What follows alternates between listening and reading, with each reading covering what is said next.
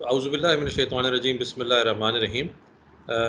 आज का सेशन हमारा इस ट्रेनिंग का चौथा सेशन है, जिसमें फ़र्स्ट सेशन में ओरिएंटेशन थी और सेकंड सेशन में हमारे पास हमने फ़र्स्ट मॉड्यूल अपना कवर किया था, इंट्रोडक्शन ऑफ क्राइसिस सिचुएशंस, उसकी डिफरेंट टाइप्स, उसकी डेवलपमेंट, इस डिसिप्लिन के डेवलपमेंट की हिस्ट्री, और फिर हमने ये बात की थी कि मुख्तलिफ जो टाइप्स हैं as far as this course is concern, उसको हम किस तरीके से उसको समझते हैं, उसके कौन कौन से ऐसे फैक्टर्स होते हैं, मुहर्रकात होते हैं, जिनको हम समझ के ये महसूस करते हैं कि ये कौन सी टाइप की सिचुएशन है, और हर टाइप ऑफ सिचुएशन के अंदर क्या ख़ास चीज़ें होती हैं जिनका हमें ख्याल रखना होता है, जिनको अकाउंट फॉर करना होता है। उसके बाद फिर हमने ये बात की थी कि जो मुख्तलिफ टाइप्स हैं उनके अंदर जो सब्जेक्ट है उनकी क्या सिचुएशन होती है, और इसमें बेसिकली हमने सब्जेक्ट इसलिए कहा था कि सब्जेक्ट एक न्यूट्रल टर्म है, और सब्जेक्ट हमारा वो चीज़ होती है या वो शख्स होता है जिसके ऊपर हमारा फोकस होता है, जिसके ऊपर हमारा एम्फेसिस होता है, जिसको हम ऑब्ज़र्व कर रहे होते हैं, जिसको हम स्टडी कर रहे होते हैं। तो यहाँ सब्जेक्ट कहने का मकसद ही यही है कि हम सबसे ज़्यादा इस वक्त अगर फोकस कर रहे हैं तो वो उस शख्स पे कर रहे हैं जो, या उन लोगों पे कर रहे हैं, अगर वो ग्रुप ऑफ पीपल है, एक से ज़्यादा लोग हैं, तो उन पे हम फोकस कर रहे हैं जिन्होंने बाकी लोगों को यरगमाल बनाया हुआ है, या जो खुद एक सिचुएशन ऐसी क्रिएट कर रहे हैं, उन लोगों पे हमारा फोकस होता है। और फोकस क्यों होता है? क्योंकि इनकी अंडरस्टैंडिंग अगर हमें होगी, अगर हम इनकी साइकोलॉजी समझेंगे, अगर हम इनके इश्यूज़ को समझेंगे, अगर इनके पर्सपेक्टिव से हम चीज़ों को देखेंगे, तो हमें समझ में आएगा कि इस मसले का हल क्या हो सकता है, और हमें ये भी समझ में आएगा कि इनकी नेक्स्ट मूव क्या हो सकती है। और ये दोनों चीज़ें जानना हमारे लिए ज़रूरी है। एक तो मसले का हल हमें समझना ज़रूरी है ताकि हम उस हल के लिए कोशिश करें और मसला जो है वो खैर आफियत से हल हो, पीसफुली हल हो। दूसरा, इनकी जो नेक्स्ट मूव है, इनकी साइकोलॉजी समझते हुए, इनकी थिंकिंग समझते हुए, इनकी नेक्स्ट मूव को समझना हमारे लिए इसलिए ज़रूरी है कि इस नेक्स्ट मूव के अंदर हमें ये पता चलेगा कि ये आगे क्या करने जा रहे हैं, तो हमने उसे काउंटर कैसे करना है, हमने उसको कवर कैसे करना है, उसे काउंटर कैसे करना है, या उससे पैदा होने वाला कोई नेगेटिव इफेक्ट है, एडवर्स इफेक्ट है, तो उससे हमने कैसे बचाना है अपने होस्टेजेस को भी और बाकी लोगों को भी। इस हवाले से हमने पहले मॉड्यूल को कवर किया, और पहले मॉड्यूल के अंदर हमने दो बेसिक टाइप्स ऑफ इंसिडेंट्स की बात की, जिसके अंदर एक इंस्ट्रूमेंटल है और दूसरा एक्सप्रेसिव है। इंस्ट्रूमेंटल वो सिचुएशन है जिसमें लोगों को होस्टेज बना लिया जाता है, उनको एज अ इंस्ट्रूमेंट यूज़ किया जाता है, आला कार के तौर पर यूज़ किया जाता है।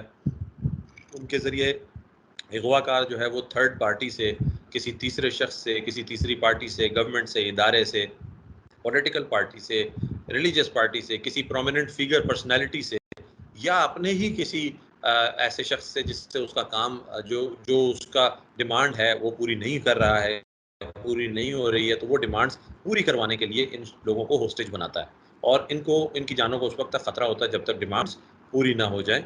जबकि हमने एक्सप्रेसिव सिचुएशन के हवाले से ये बात की थी कि एक्सप्रेसिव, जैसे कि नाम से ही जाहिर है, वो एक्सप्रेशन के लिए होती है। ये जज्बात और अपनी फ्रस्ट्रेशन, अपना गुस्सा, बाज़ औक़ात अपनी महरूमियाँ, अपनी तकलीफ़ें, इनको ज़ाहिर करने के लिए, इनका एक्सप्रेशन करने के लिए, जज्बात का इज़हार करने के लिए ये सिचुएशन क्रिएट करते हैं ये लोग। और मुताल्लिका फ़र्द इसमें जो जो जिसे हम सब्जेक्ट कहते हैं, वो उसकी कोई सब्सटेंटिव या उसकी कोई ख़ास ठोस डिमांड्स नहीं होती, और जो जिस शख्स को अगर उसने कहीं होस्टेज बनाया हो, तो वो होस्टेज नहीं बल्कि विक्टिम होता है, यानी उसको खुद को नुकसान पहुँचने के ज़्यादा से ज़्यादा चांसेस होते हैं, और करीने क़यास होता है कि उसे नुकसान पहुँच जाए। फिर हमने ये बताया था कि इंस्ट्रूमेंटल सिचुएशंस के अंदर पुलिस के पास एक अपॉर्चुनिटी होती है, क्योंकि डिमांड्स पेश की जाती हैं, तो उन डिमांड्स की जो फुलफिलमेंट है, उन डिमांड्स का पूरा करना, वो सब्जेक्ट के लिए सबसे इम्पोर्टेंट होता है, और इस वजह से उनकी फुलफिलमेंट जब तक नहीं होती, जब तक वो पुलिस के साथ बात करने को भी तैयार होता है, वो बिहेव करने को भी तैयार हो जाता है। अगर हम उससे कमिट करें और हम कोशिश करें कि उसकी ये बताएं कि हम कोशिश कर रहे हैं कि आपकी डिमांड्स पूरी की जाएँ, तो हम उसको अगर ये समझाने में, कन्विंस करने में कामयाब हो जाए, तो वो हमारी बात मानना शुरू कर देता है, उसका बिहेवियर भी चेंज होता है। फिर उसके बाद हमने ये बताया था कि इंस्ट्रूमेंटल सिचुएशन में हमें टाइम बाय करना होता है, और एग्जॉस्टिव किस्म की बार्गेनिंग करनी होती है। बार्गेनिंग का मतलब कुछ लो कुछ दो वाली पॉलिसी करनी होती है, उस ताकि जो सब्जेक्ट है उसकी एक्सपेक्टेशंस कुछ कम हो जाएँ, और वो जो है वो रियलिस्टिक बात करे, और बिल आखिर ऐसे में यहाँ तक बात जाती है कि वो हथियार डालने पे या सरेंडर करने पे भी राज़ी हो सकता है। फिर एक्सप्रेसिव सिचुएशंस के बारे में हमने बात की थी कि अगर इसमें हम मुतसादिम रवैया रखेंगे, कन्फ्रंटेटिव पॉलिसी रखेंगे, यानी कन्फ्रंट करेंगे और झगड़ा करेंगे या उसके साथ हम ज़िद लगाएंगे सब्जेक्ट के साथ, तो ये चीज़ जो होती है ये सिचुएशन को नुकसान दे सकती है। नुकसान क्यों दे सकती है? इसलिए कि इस सिचुएशन के अंदर जो सब्जेक्ट है वो पहले ही बहुत ज़्यादा जज्बाती होता है। वो इस कदर जज्बाती होता है कि आप उसे मज़ीद अगर जज्बात में लेकर आएँगे या उसके जज्बात को मज़ीद बढ़ाएँगे, भड़काएँगे, तो वो कोई नेगेटिव कदम भी उठा सकता है। वो आपके और उसके दरमियान पैदा होने वाला ट्रस्ट जो है, अगर जिसकी आप कोशिश कर रहे थे, जो आप अचीव करना चाहते थे, कॉन्फिडेंस, वो ब्रेक हो सकता है। इसलिए एक्सप्रेसिव सिचुएशंस में ये बेहतर होता है कि नॉन थ्रेटनिंग यानी गैर धमकी आमेज़ गुफ्तगू की जाए और एक्टिव लिसनिंग स्किल्स एम्प्लॉय किए जाएँ। यानी एक्टिव लिसनिंग स्किल्स का मतलब हम-तन-गोश हो जाना, बॉडी, माइंड और अपना तमाम तर तवज्जो जो है वो सब्जेक्ट की तरफ रखते हुए उसकी बात को सुना जाए। फिर उसके बाद हमने ये बात की थी कि मुख्तलिफ सिचुएशंस जब हमारे सामने पिक्चर्स की सूरत में आई तो हमने उनके ऊपर बात की कि ये एक्सप्रेसिव हैं या ये इंस्ट्रूमेंटल हैं। फिर हमने एक्सप्रेसिव सिचुएशंस के हवाले से मज़ीद बात की थी कि इसमें गोल्स वाज़े नहीं होते, एक एक्सप्रेसिव वेंटिलेशन होती है, एक जज्बाती भड़ास निकालने वाली सिचुएशन होती है। चूँकि इमोशनैलिटी ज़्यादा होती है, सेंसलेस किस्म की बातें होती हैं और बाज़ औक़ात जज्बात में आके सेल्फ डिस्ट्रक्टिव मोड में भी बंदा चला जाता है। वो जो सब्जेक्ट होता है वो अपने आप को नुकसान पहुँचाने अपने आप को नुकसान पहुँचाने की हद तक भी चला जाता है। और ये सबसे ज़ाहिर-सी बात है, सबसे वर्स्ट फ़ॉर्म होती है एक्सप्रेशंस के इज़हार की कि इंसान अपने आप को नुकसान पहुँचा रहा हो। फिर रैशनल थिंकिंग नहीं होती, इस बारे में हमने बात की थी कि जब जज्बातियत ज़्यादा हो तो रैशनल थिंकिंग नहीं होती। रैशनल थिंकिंग यानी जो काम आप कर रहे हैं उसके नताइज पर आपकी नज़र तो हो, उसके नताइज के बारे में आपको फ़िक्र हो, उसके नताइज को आप एस्टिमेट कर सकें, असेस कर सकें, मैं ये काम कर रहा हूँ तो ये नतीजा निकलेगा। Am I ready to face this consequence or not? इस हवाले से बंदा रैशनल थिंकिंग के अंदर सोच रहा होता है। लेकिन जब जज्बाती बहुत ज़्यादा होता है इंसान, तो फिर वो ऐसे कदम उठाता है कि जो उनके नताइज से बेखबर हो जाता है वो। और यहीं उससे बहुत बड़े-बड़े ब्लंडर्स होते हैं, गलतियाँ होती हैं। और हमने ये बताया था कि एक्सप्रेसिव सिचुएशन जो होती है वो गुस्से की वजह से, नफ़रत की वजह से, फ्रस्ट्रेशन की वजह से यूजुअली हो रही होती है। एक्सप्रेसिव सिचुएशन के अंदर पुलिस से डायरेक्टली ज़्यादातर कोई डिमांड नहीं होती। जैसा कि हमने बताया था कि मुज़ाहिरे हो रहे होते हैं, ठीक है? लोग जो है वो किसी को नौकरी से निकाल दिया गया तो वो अपनी जान लेने के दर पे हो गया, किसी के एग्ज़ाम में नंबर नहीं आए, किसी को इश्क में नाकामी हो गई। बीसियों किस्म के ऐसे मसले होते हैं जो इंसान के ज़ाती मसले होते हैं। वो ज़ाती मसलों के लिए भी दुनिया को मूरिद इल्ज़ाम ठहरा रहा होता है। भाई अगर एग्ज़ाम में नंबर नहीं आए तो बाकी सारे लोगों ने भी तो एग्ज़ाम दिया था, कुछ पास हुए, कुछ फ़ेल हुए। ऐसा आपके साथ क्या हो गया जिसकी वज़ह से आप ये कर रहे हैं? तो ये बेसिकली जज़्बातियत की इंतहा होती है कि इंसान अपने आप को नुकसान पहुँचाने पे तुला होता है। उसे पुलिस से ज़्यादातर कोई डायरेक्ट डिमांड नहीं होती। और फिर उसका जो फ़ोकस होता है, अगर वो किसी शख्स को उसने काबू किया हुआ है, हब्से में जामे रखा है, तो उसका फ़ोकस भी उसी के ऊपर होता है ज़्यादा, और वो उसको भी नुकसान पहुँचाने जा रहा होता है, जिसके बारे में हमने कहा था कि बाज़ औक़ात वो पहले कत्ल करता है, फिर खुदकुशी भी कर लेता है। यानी पहले उस शख्स को नुकसान पहुँचाता है, फिर अपने आप को भी नुकसान पहुँचा लेता है और खुद की जान भी ले लेता है। बड़ी अनफॉर्चुनेट जो एक सिचुएशन होती है। उसके बाद फिर हमने बात की थी अपना सेकंड मॉड्यूल के हवाले से। सेकंड मॉड्यूल के हवाले से हमने स्ट्रैटेजीज़ और टेक्निक्स की बात की थी। स्ट्रैटेजी और टेक्निक में हमने सबसे पहले बिहेवियरल कंटीन्यूअम पढ़ा था। स्ट्रैटेजी और टेक्निक के बारे में भी हमने कहा था कि स्ट्रैटेजी एक लार्जर फिनोमेना है। एक ओवरऑल जो आपका प्लान है, ओवरऑल आप क्या करने जा रहे हैं, ओवरऑल आप क्या चीज़ अचीव करने के इरादे से हैं, ओवरऑल ये सिचुएशन जो आपके सामने है, आप इसके अगेंस्ट किस तरह रिएक्ट करने जा रहे हैं, दैट इज़ योर स्ट्रैटेजी। और फिर उसको उस नतीजे को हासिल करने के लिए जो छोटे-छोटे स्टेप्स आप लेते हैं, जो छोटे-छोटे कदम आप उठाते हैं, दैट दोज़ आर टेक्निक्स जो आप अप्लाई कर रहे होते हैं, डिप्लॉय कर रहे होते हैं मुख्तलिफ तरीक़ों से, बातचीत के ज़रिए, मूवमेंट्स के ज़रिए, शो ऑफ फ़ोर्स के ज़रिए बाज़ औक़ात, इन तमाम चीज़ें, ये तमाम टेक्निक्स होती हैं और इन टेक्निक्स के ज़रिए आप अपनी स्ट्रैटेजी को फ़ॉलो कर रहे होते हैं या स्ट्रैटेजी के जो स्ट्रैटेजिक आपका एक गोल होता है, उसकी तरफ आप बढ़ रहे होते हैं। फिर हमने बात की थी इस सेकंड मॉड्यूल के अंदर बिहेवियरल कंटीन्यूअम की, कि बिहेवियर का डिफरेंस किस तरह है, एक तसलसल बिहेवियर का किस तरह होता है, जिसमें हमने कहा कि इंस्ट्रूमेंटल जो सिचुएशंस होती हैं उसमें रैशनल बिहेवियर होता है, गोल की तरफ, अपने सब्जेक्ट की तरफ, अपने अपने ऑब्जेक्टिव की तरफ, अपने मकसद की तरफ ध्यान होता है। बिहेवियरल कंटीन्यूअम की बात की थी, उसमें हमने कहा कि इंस्ट्रूमेंटल सिचुएशन के अंदर जो रैशनल थिंकिंग होती है सब्जेक्ट की, वो नज़र आ रही होती है, वो अपने मकसद को अचीव करने के लिए बड़ा सीरियस होता है और उसकी डिमांड्स जो होती हैं सब्सटेंटिव होती हैं, उन ठोस डिमांड्स होती हैं, उनके अंदर कोई मकसदियत नज़र आ रही होती है। जबकि इसी की दूसरी जानिब जो हमने एक्सप्रेसिव सिचुएशन बताई थी, उसके अंदर जो सब्जेक्ट होता है वो इमोशनल वेंटिलेशन की तरफ जा रहा होता है। वो एक जज्बात और अपने एहसासात का इजहार करना और जज्बाती भड़ास निकालना, इस तरफ वो कोशिश कर रहा होता है। उसका कोई क्लियर गोल नहीं होता, क्लियर मकासद नहीं होते। हमने मिसाल दी थी, मुख्तलिफ़ किस्म के मज़ाहिरों में लोगों से वास्ता पड़ता है, तो हमने मिसाल भी दी थी कि वो ऐसे लोग होते हैं जिनसे आप पूछें कि आपका मकसद क्या है, वो उनको नारा तो पता होगा कि भई ये नारा है, इसे फ़ॉलो करना है, लेकिन ये होगा कैसे, इसमें प्रॉब्लम क्या है, ये ऑलरेडी हो रहा है, तो आप नया क्या करने चाह रहे हैं, इस बारे में उनके पास कोई जवाब नहीं होते, ठीक है ना? तो ये क्लियर गोल ना होने की निशानी होता है। फिर उसके बाद नॉन सब्सटेंटिव या सेंसलेस किस्म की डिमांड्स होती हैं। डिमांड्स के अंदर सेंस शामिल नहीं होता, उसके अंदर समझ अकल शामिल नहीं होती। फिर उसके बाद हमने बात की थी कि effects of passage of time, यानी टाइम गुजरने के जो इफ़ेक्ट्स होते हैं उसके ऊपर हमने थोड़ी सी बात की थी और हमने ये कहा था कि टाइम गुजरने से क्या इफ़ेक्ट्स वाक़ होते हैं। इमोशंस कम हो जाते हैं, रैशनैलिटी यानी अक्ल और समझ जो है, शऊरी सोच जो है वो बढ़ जाती है। फिर स्ट्रेस दबाव कम हो जाता है, जो एक प्रेशर बिल्ड हुआ होता है सिचुएशन का, वो कम हो जाता है टाइम गुजरने से। फिर टाइम गुजरने के साथ साथ एक इंटरेस्टिंग चीज़ ये होती है कि जो सब्जेक्ट है उसकी एक्सपेक्टेशंस कम हो जाती हैं। उसकी जो एक्सपेक्टेशंस बहुत हायर थी, वो ज़रा कम हो जाती हैं और उसे ये दिखना शुरू होता है या वो कन्विंस होना शुरू होता है इस बात पे कि मेरी सारी डिमांड्स जो हैं वो तो मानी नहीं जाएंगी और मुझे अपनी डिमांड्स को भी रिव्यू करना पड़ेगा। फिर उसके बाद वो एक टाइम जो गुजरता है तो एक अपॉर्चुनिटी बनती है रेपो बिल्डिंग की, ट्रस्ट बिल्डिंग की, यानी कि एतमाद की फ़ज़ा कायम करने की, एक कनेक्शन बिल्ड करने की।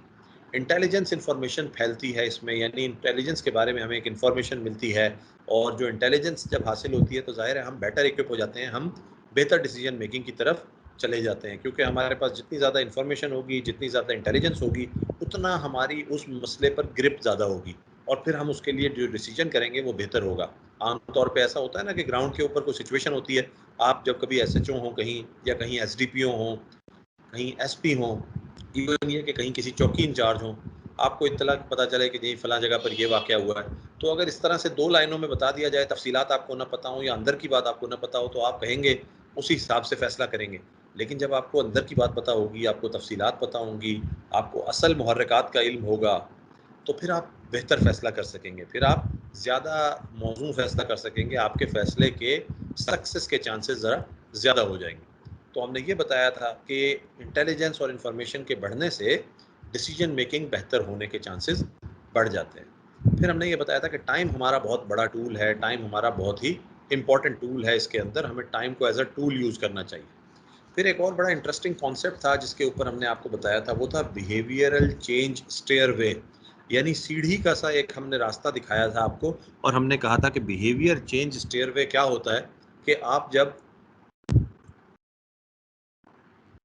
सब्जेक्ट से बात करते हैं तो आप उसको पहले एक्टिव लिसनिंग स्किल्स के ज़रिए अटेंशन उसकी अपने साथ एसोसिएट करते हैं, उसको मुकम्मल अटेंशन के साथ, मुकम्मल समझ के साथ, मुकम्मल तवज्जो के साथ उसकी बात को सुनते हैं, जिसे हम एक्टिव लिसनिंग स्किल्स कहते हैं। इन एक्टिव लिसनिंग स्किल्स के ज़रिए होता ये है, इन एक्टिव लिसनिंग स्किल्स के ज़रिए आप जो है वो उसकी मुकम्मल तवज्जो जो है उसको अचीव कर लेते हैं। उसके बाद एम्पैथी क्रिएट करते हैं। हमदर्दी का एक लेवल है जिसके अंदर आप ये बताते हैं उसे कि भई जो आप जिससे गुज़र रहे हैं मैं उसे समझ सकता हूँ। मैं बिल्कुल आपके जज़्बात की कदर करता हूँ, आपके साथ वाक़ई बड़ी ज़्यादती हुई है। इस किस्म के अल्फ़ाज़, आपके साथ जो हुआ है वो तो वाक़ई बड़ा डिस्टर्बिंग है। ये तो इसमें यकीनन आपको बहुत तकलीफ़ का सामना हुआ होगा। इस तरह की बातें करके आप उसे अपने साथ एक रिलेशनशिप बनाने की कोशिश करते हैं और यहीं पर आपकी उसके साथ एक रेपो या एक एतमाद और एक रिश्ता कायम होता है। जब ये एतमाद का ताल्लुक कायम हो जाता है और वो ट्रस्ट करने लगता है कि सामने वाला मेरी बात सुन भी रहा है, समझ भी रहा है, इसे मेरी प्रॉब्लम्स का भी अंदाज़ा है, ये मेरे एहसासात से भी वाकिफ़ है, तो ये एक अच्छी शुरुआत होती है। इसकी बेस पे आप फिर उसे इन्फ्लुएंस करने के काबिल हो जाते हैं, क्योंकि ज़ाहिर है कोई आप पे एतमाद करता है तभी आपकी बात मानता है, तभी आपकी बात गौर से सुनता है। तो ये जो एतमाद का रिश्ता कायम होता है आपके नेगोशिएटर के और सब्जेक्ट के दरमियान, नेगोशिएटर और सब्जेक्ट के दरमियान जब एतमाद का रिश्ता कायम होता है तो फिर नेगोशिएटर सब्जेक्ट को कुछ कहता है तो वो बात उसे इन्फ्लुएंस भी करती है। और फिर उन बातों की वजह से उसका बिहेवियर चेंज आता है। यानी वो जो पहले अग्रेसिव था, वो थोड़ा-सा कम अग्रेशन की तरफ चला जाता है, वो पहले वॉयलेंस की तरफ जा रहा था, वो ज़रा पीस की तरफ आ जाता है, अमन की तरफ आ जाता है, अमन-ओ-अमान की तरफ आ जाता है, पुरसुकून हो जाता है। आप उसे ऐसी सिचुएशन आती है कि आप कहते हैं बस अब आपने शोर नहीं करना है, मैं आपकी बात सुन रहा हूँ, मैं खुद मसला हल करता हूँ आपका। ऐसा होता है ना बहुत सी दफ़ा लॉ एंड ऑर्डर में हम जाते हैं, जब हम अच्छी तरह बात कर रहे होते हैं या बाज़ औक़ात कुछ लोग ऐसे भी होते हैं जिनके साथ हमारा कोई ताल्लुक निकल आता है, कुछ लोग ऐसे होते हैं जिन्होंने हमें फ़ील्ड में कहीं न कहीं देखा होता है, या हमारे सीनियर रैंक्स की वजह से या हमारे बातचीत के अंदाज़ की वजह से उन्हें हम पे ट्रस्ट महसूस होता है। और एक वक़्त ऐसा आता है कि वो आपसे कहते हैं अच्छा आप बताएँ, आप कहते हैं भई मैं आपको कह रहा हूँ आप मेरे साथ चलें, हम आपके मसले को हल करने की कोशिश करते हैं, ये रोड-शोड बंद करने का कोई फ़ायदा नहीं, इसे खोल दें। और आपके कहने से काम हो भी जाता है। तो वो बेसिकली आपने ये सारे स्टेप्स उस वक़्त अप्लाई किए होते हैं और आपका एक ट्रस्ट बिल्ड होता है, जब कहीं जाके बिहेवियर चेंज करने के बारे में आप पॉसिबिलिटी आप जो है वो कामयाब होते हैं। अदरवाइज़ ये कामयाबी ऐसे ही हासिल नहीं की जा सकती।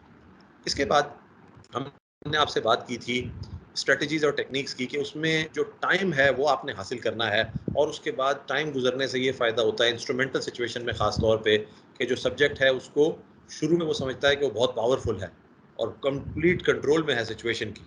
लेकिन बाद में उसे एहसास होता है कि वो कंप्लीटली पावरफुल नहीं है और सिचुएशन का कंप्लीट कंट्रोल उसके पास नहीं है।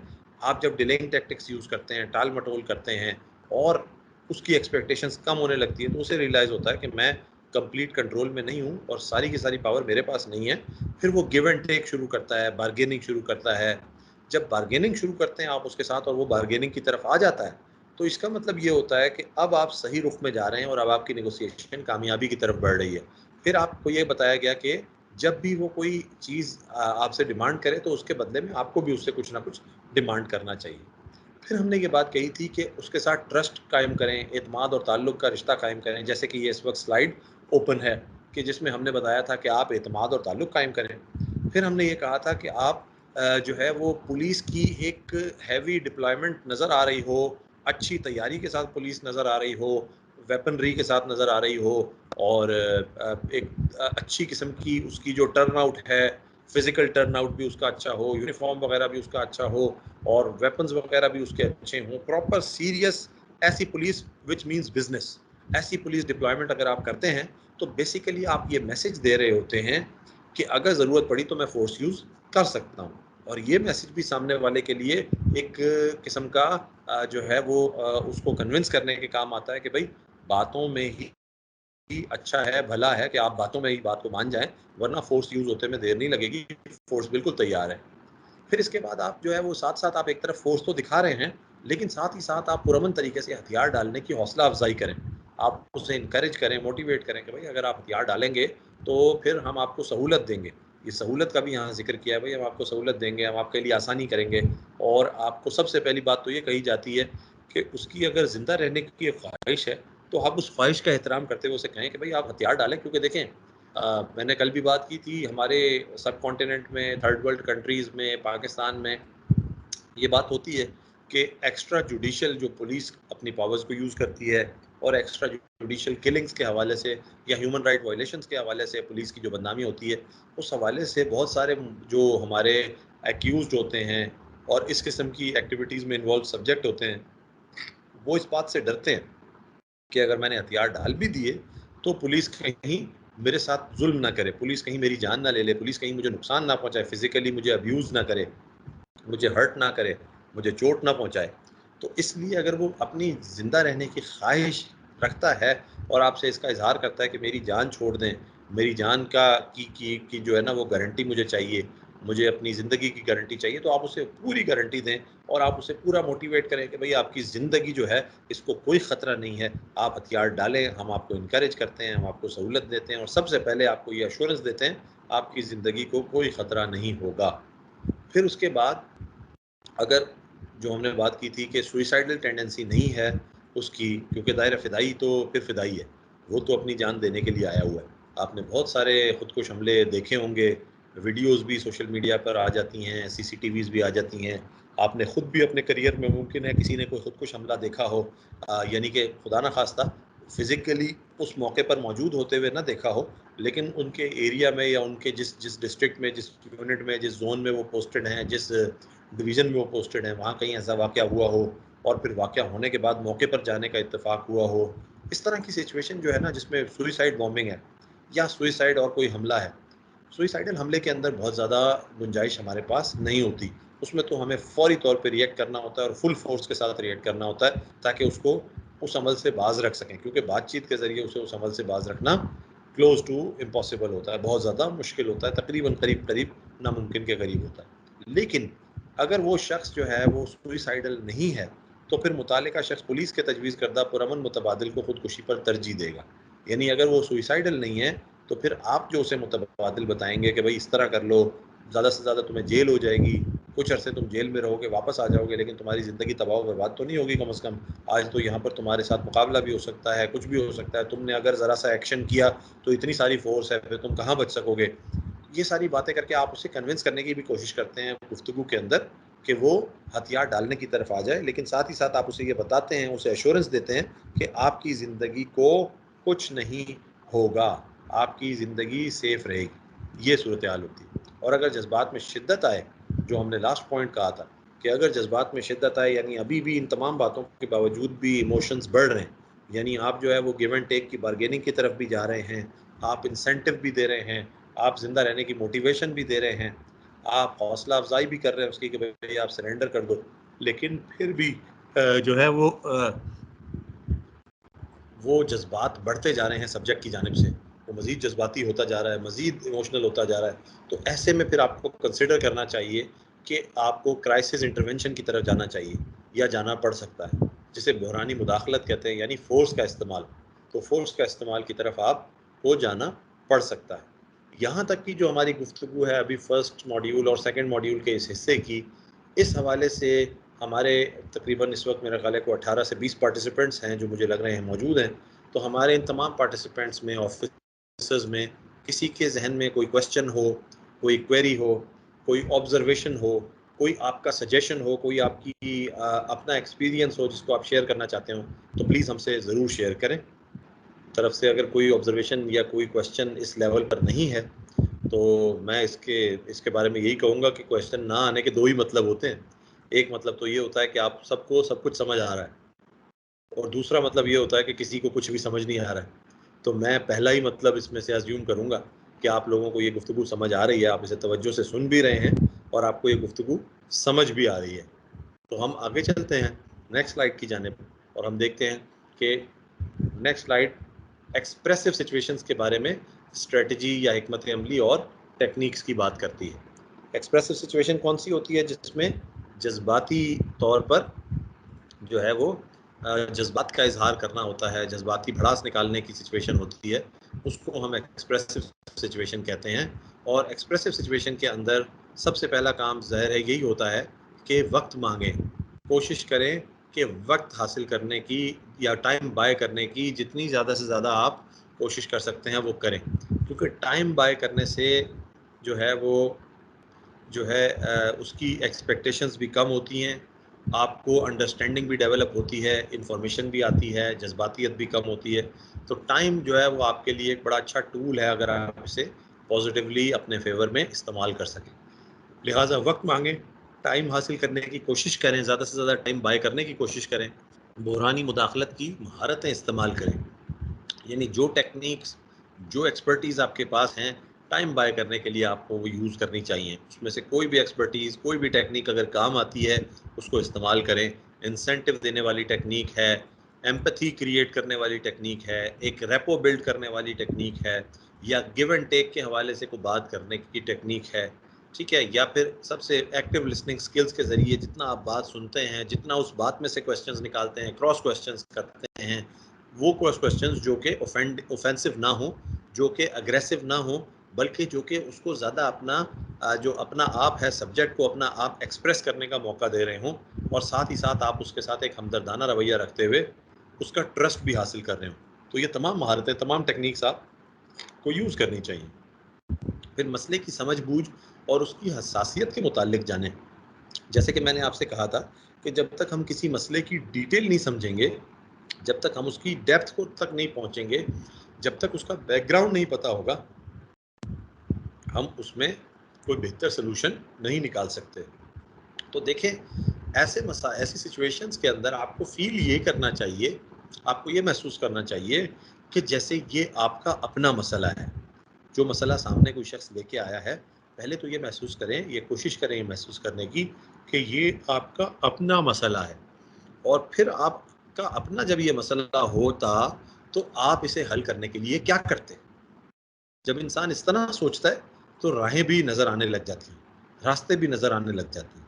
जब आप अपने ऊपर रख के सोचते हैं किसी मसले को, तो फिर वो मसला जो है वो आपको पता चलता है कि ये किस कदर संगीन है, किस कदर सीरियस है, और इसके हल करने के लिए क्या कुछ किया जाना पॉसिबल है या ज़रूरी है। ये बड़ा इम्पोर्टेंट एक एस्पेक्ट है जिसको आपको समझना चाहिए, और जिस पे आपकी अमल दरामद करना आपके लिए बहुत मुफीद साबित हो सकता है। सो मसले को पहले उसके जो अवामिल हैं उनको समझें, उसके बारे में समझ-बूझ पैदा करें। ये प्रॉब्लम कैसे इनिशिएट हुई, क्यों पैदा हुई, ये प्रॉब्लम है क्या, इस प्रॉब्लम का असर किस-किस पे पड़ता है। इस सिचुएशन को समझेंगे तो आपको उसकी सेंसिटिविटी का अंदाज़ा होगा, उसकी एहसासात का भी अंदाज़ा होगा। जो सब्जेक्ट इससे गुज़र रहा है, जो सब्जेक्ट इस मसले से गुज़र रहा है, उसकी हसासियत या उसके एहसासात क्या हैं, उसकी फीलिंग्स क्या हैं। क्योंकि देखें, जब तक आप अपने ऊपर रख कर नहीं सोचते, आपको एहसास नहीं होता कि सामने वाला किस फीलिंग से गुज़र रहा है। थोड़ा-सा अगर पर्सनलाइज़ इस मामले को कर लें, या थोड़ा-सा पर्सनलाइज़ करना है एक नेगेटिव टर्म में हमारे यहाँ यूज़ होता है आम तौर पे, लेकिन यहाँ मैं पर्सनलाइज़ से मुराद ये कि एक उसमें पर्सनल टच ऐड कर लें, एक उसमें पर्सनल फीलिंग ऐड कर लें, और ये सोचें कि अगर ये मसला मेरे साथ हो तो मुझ पे क्या गुज़रती, फिर मैं क्या करता, फिर मैं किस तरीके से इस मसले को हल करने की कोशिश करता, कौन-कौन सी ऑप्शंस को मैं ट्राई करता। फिर उसके बाद गैर धमकी आमेज़ और नॉन जजमेंटल बनना है आपने। एक तो गैर धमकी आमेज़ क्या है कि आपकी गुफ्तगू में धमकियों वाले अल्फाज नहीं होने चाहिए।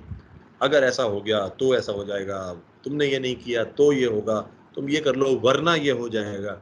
इस किस्म के जुमलों से परहेज़ करें, इस किस्म की बातों से परहेज़ करें, और कॉन्फ्रंट करने से भी परहेज़ करें। जैसे पहले बताया गया कि जैसे वो बंदा अपनी बात बता रहा है, आप उसे कहते हैं ये तो तुम कह ही गलत रहे हो, ये तो कोई बात ही नहीं। इस तरह का मौज़ू, इस तरह का तरीका, इस तरह का जो लहज़ा है, ये बिल्कुल उसको एजिटेट करेगा, ये उसको मज़ीद मुश्तिल करेगा और आपके ख़िलाफ़ कर देगा। आपका जो ट्रस्ट है, वो जो बिल्ड होना था वो नहीं हो पाएगा। लिहाज़ा आपको इस बात का ख़्याल करना चाहिए कि उसे एजिटेट नहीं करना।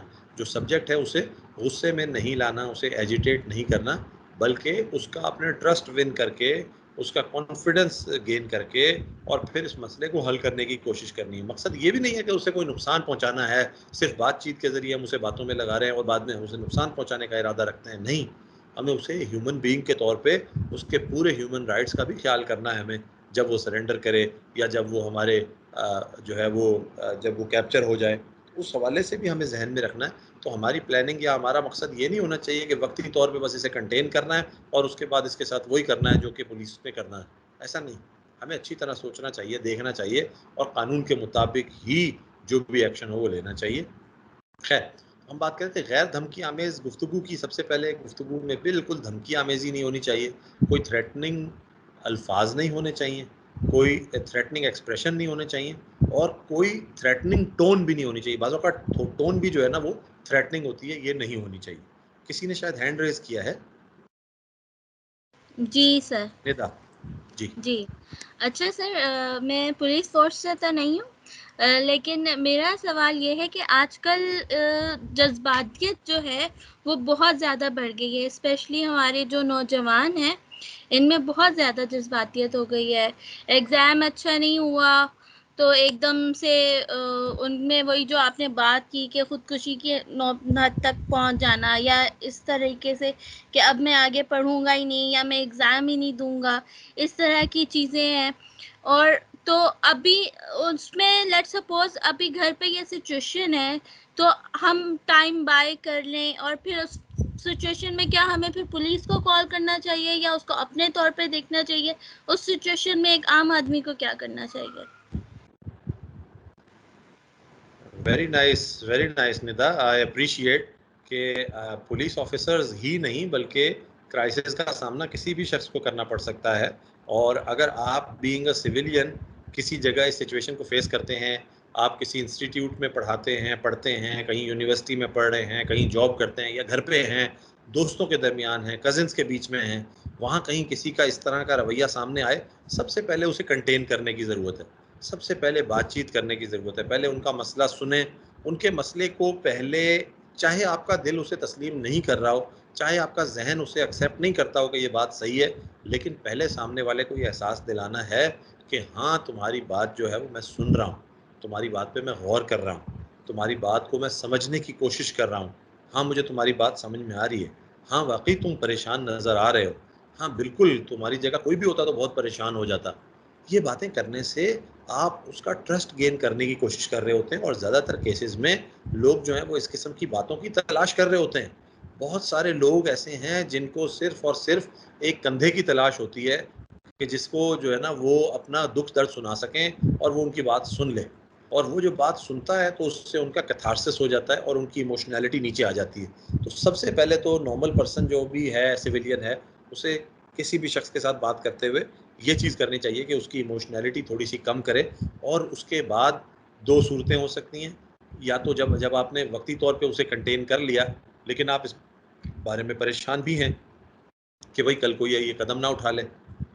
फिर उसके बाद जो है वो मुझे बड़ा अफ़सोस होगा कि मुझे इस बात के बारे में पता था और मैंने कुछ भी नहीं किया, तो आपको कुछ ना कुछ तो करना पड़ेगा। तो उस हवाले से आप 2 किस्म की ऑप्शंस आपके पास होती हैं। पहला तो ज़ाहिर है यही होता है कि उनकी फ़ैमिलीज़ से बात करें, उनकी फ़ैमिलीज़ तक ये इश्यू फ़ौरी तौर पर पहुँचा दें, ताकि उन्हें पता चल जाए कि उनके घर से, क्योंकि बहुत सारे लोग होते हैं आजकल, बिल्कुल आप सही कह रहे हैं, नौजवानों में जज़्बातियत बहुत बढ़ गई है। नौजवानों में इमोशनलिज़्म बहुत ज़्यादा बढ़ गया है और छोटी-छोटी बातों पे, घर में मोटरसाइकिल खरीदनी है, वालिद साहब को कहा, वालिद साहब ने मोटरसाइकिल नहीं दिलाई, बस इसी पे नाराज़ होके घर से निकल गए और मैं अपनी जान दे दूँगा। भाई जान अल्लाह ताला ने की अमानत है, इतना बड़ी नेमत है, पूरी ज़िंदगी है उसके साथ और आप कहते हैं मैं अपनी ज़िंदगी दे दूँगा, अपनी अपनी जान दे दूँगा, ये तो नहीं होता। लेकिन आपने उसको ये नहीं कहना, आपने उसको ये कहना है कि हाँ, आप परेशान हैं, हमें समझ में आता है, आपकी बात ठीक है, वाक़ई तो छोटी-सी ख़्वाहिश थी, वालिद साहब को कंसिडर करना चाहिए, बिल्कुल हम बात करते हैं उनसे, हम कोशिश करते हैं, वग़ैरह-वग़ैरह।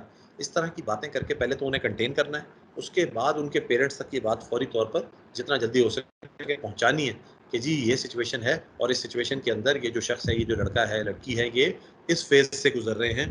ठीक है, वो कहीं रिश्ता करना चाह रहा था, उसका रिश्ता वहाँ नहीं हुआ, अब वो कहे जी मैं अपनी ज़िंदगी ख़त्म कर लूँ। तो आपको फ़ौरी तौर पर पहले तो उसे कंटेन करना है। पहला तो टास्क यही है कि उससे बातचीत करके उसे कंटेन करें कि वो कोई इंतहाई कदम ना उठाए। लेकिन साथ ही साथ फिर आपने उनके पेरेंट्स को मुत्तला करना है और अगर आप किसी के पास कोई ऐसी चीज़ देखें कि जनाब उसके पास कोई वेपन है, वो अपने आप को इमीडिएटली नुकसान पहुंचाने के दर पे है, तो अथॉरिटीज़ को, पुलिस को फ़ौरी तौर पर इत्तला देना भी ज़रूरी है। सो ये मुख्तलिफ रास्ते हैं, लेकिन बिल्कुल आपने सही सवाल किया कि सिविलियंस के सामने ऐसी सिचुएशंस आती हैं और ऐसी सिचुएशंस में सिविलियंस को भी, हर शख्स को एक ज़िम्मेदार शहरी के तौर पे अपना रोल प्ले करना चाहिए। तो I encourage you and I appreciate that. Shabana ने मेरा ख्याल है हैंड रेज़ किया अब दोबारा। जी, आप बताइए शबाना। अस्सलाम वालेकुम सर। वालेकुम सलाम। सर मेरा क्वेश्चन ये था कि सर अक्सर हमारे पास इस तरह की कंप्लेन आती है कि उनके हस्बैंड को नशे की आदत हो जाती है या फैमिली मेम्बर में किसी को नशे की आदत हो जाती है और वो जब वो रात में नशा वगैरह करके आते हैं तो फिर वो थ्रेट करते हैं कि अब ये चीज़ करो नहीं तो हम मार देंगे या फिर सामने वाले को थ्रेट कर रहे होते हैं। तो सर उस सिचुएशन में फिर हम किस तरह से उनको हैंडल करना चाहिए?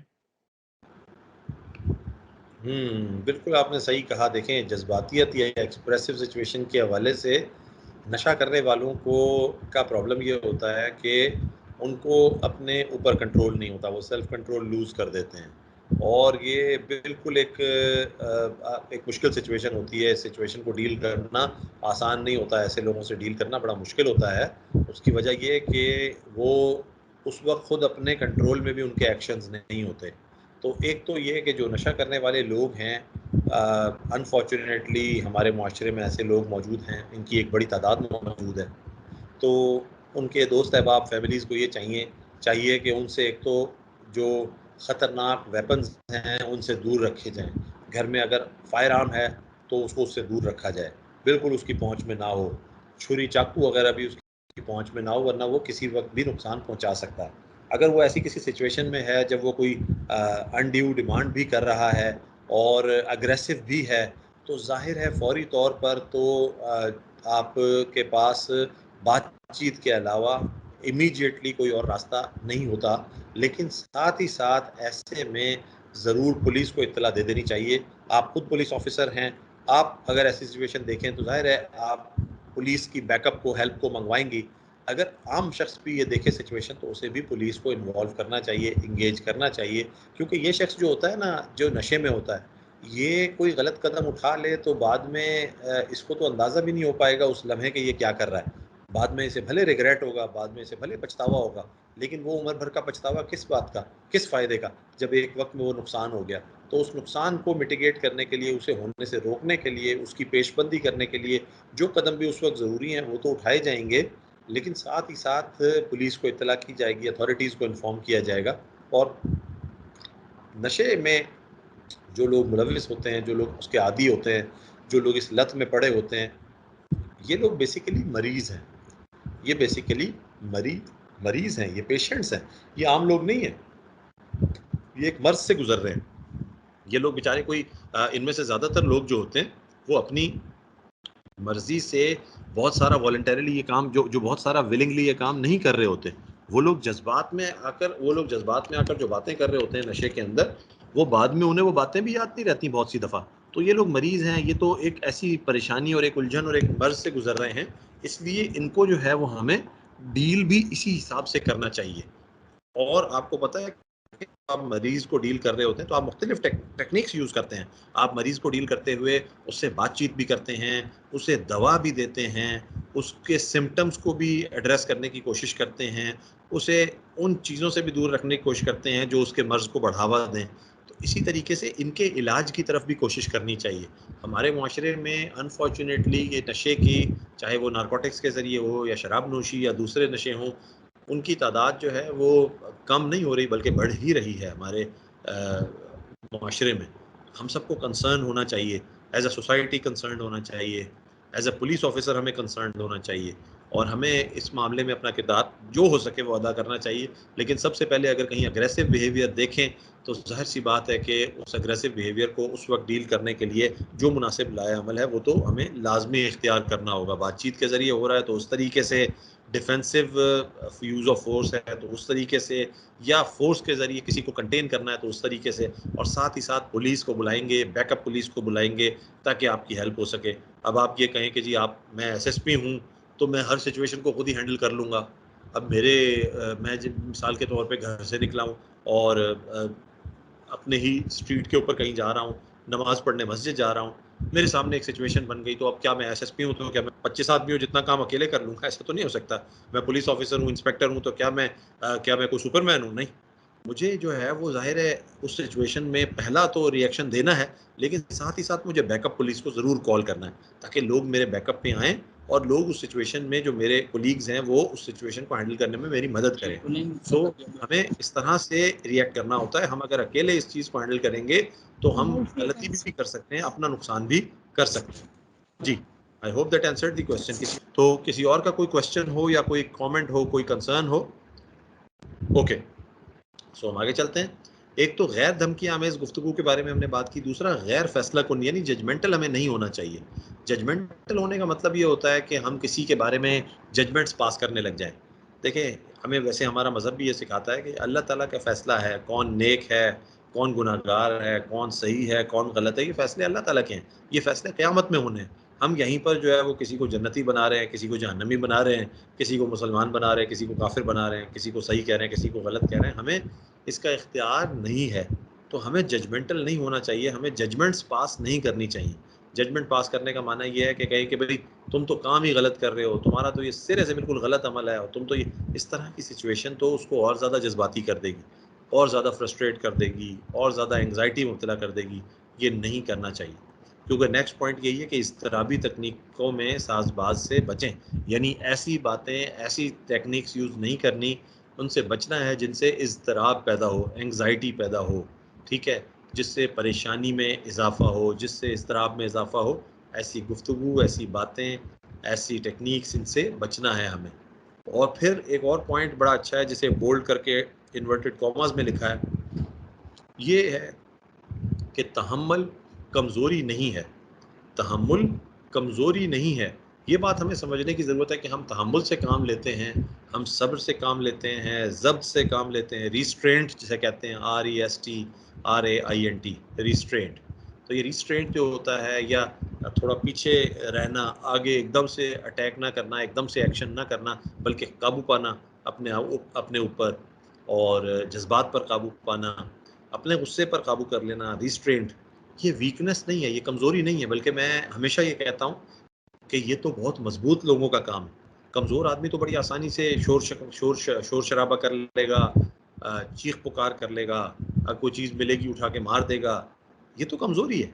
ये तो कमज़ोर इंसान की अलामत है कि ज़रा सा गुस्सा आया और वो आपे से बाहर हो गया, ज़रा सा गुस्सा आया और उसके कंट्रोल से चीज़ें निकल गई, उसकी अपनी ज़ात उसके कंट्रोल से निकल गई ज़रा से गुस्से में।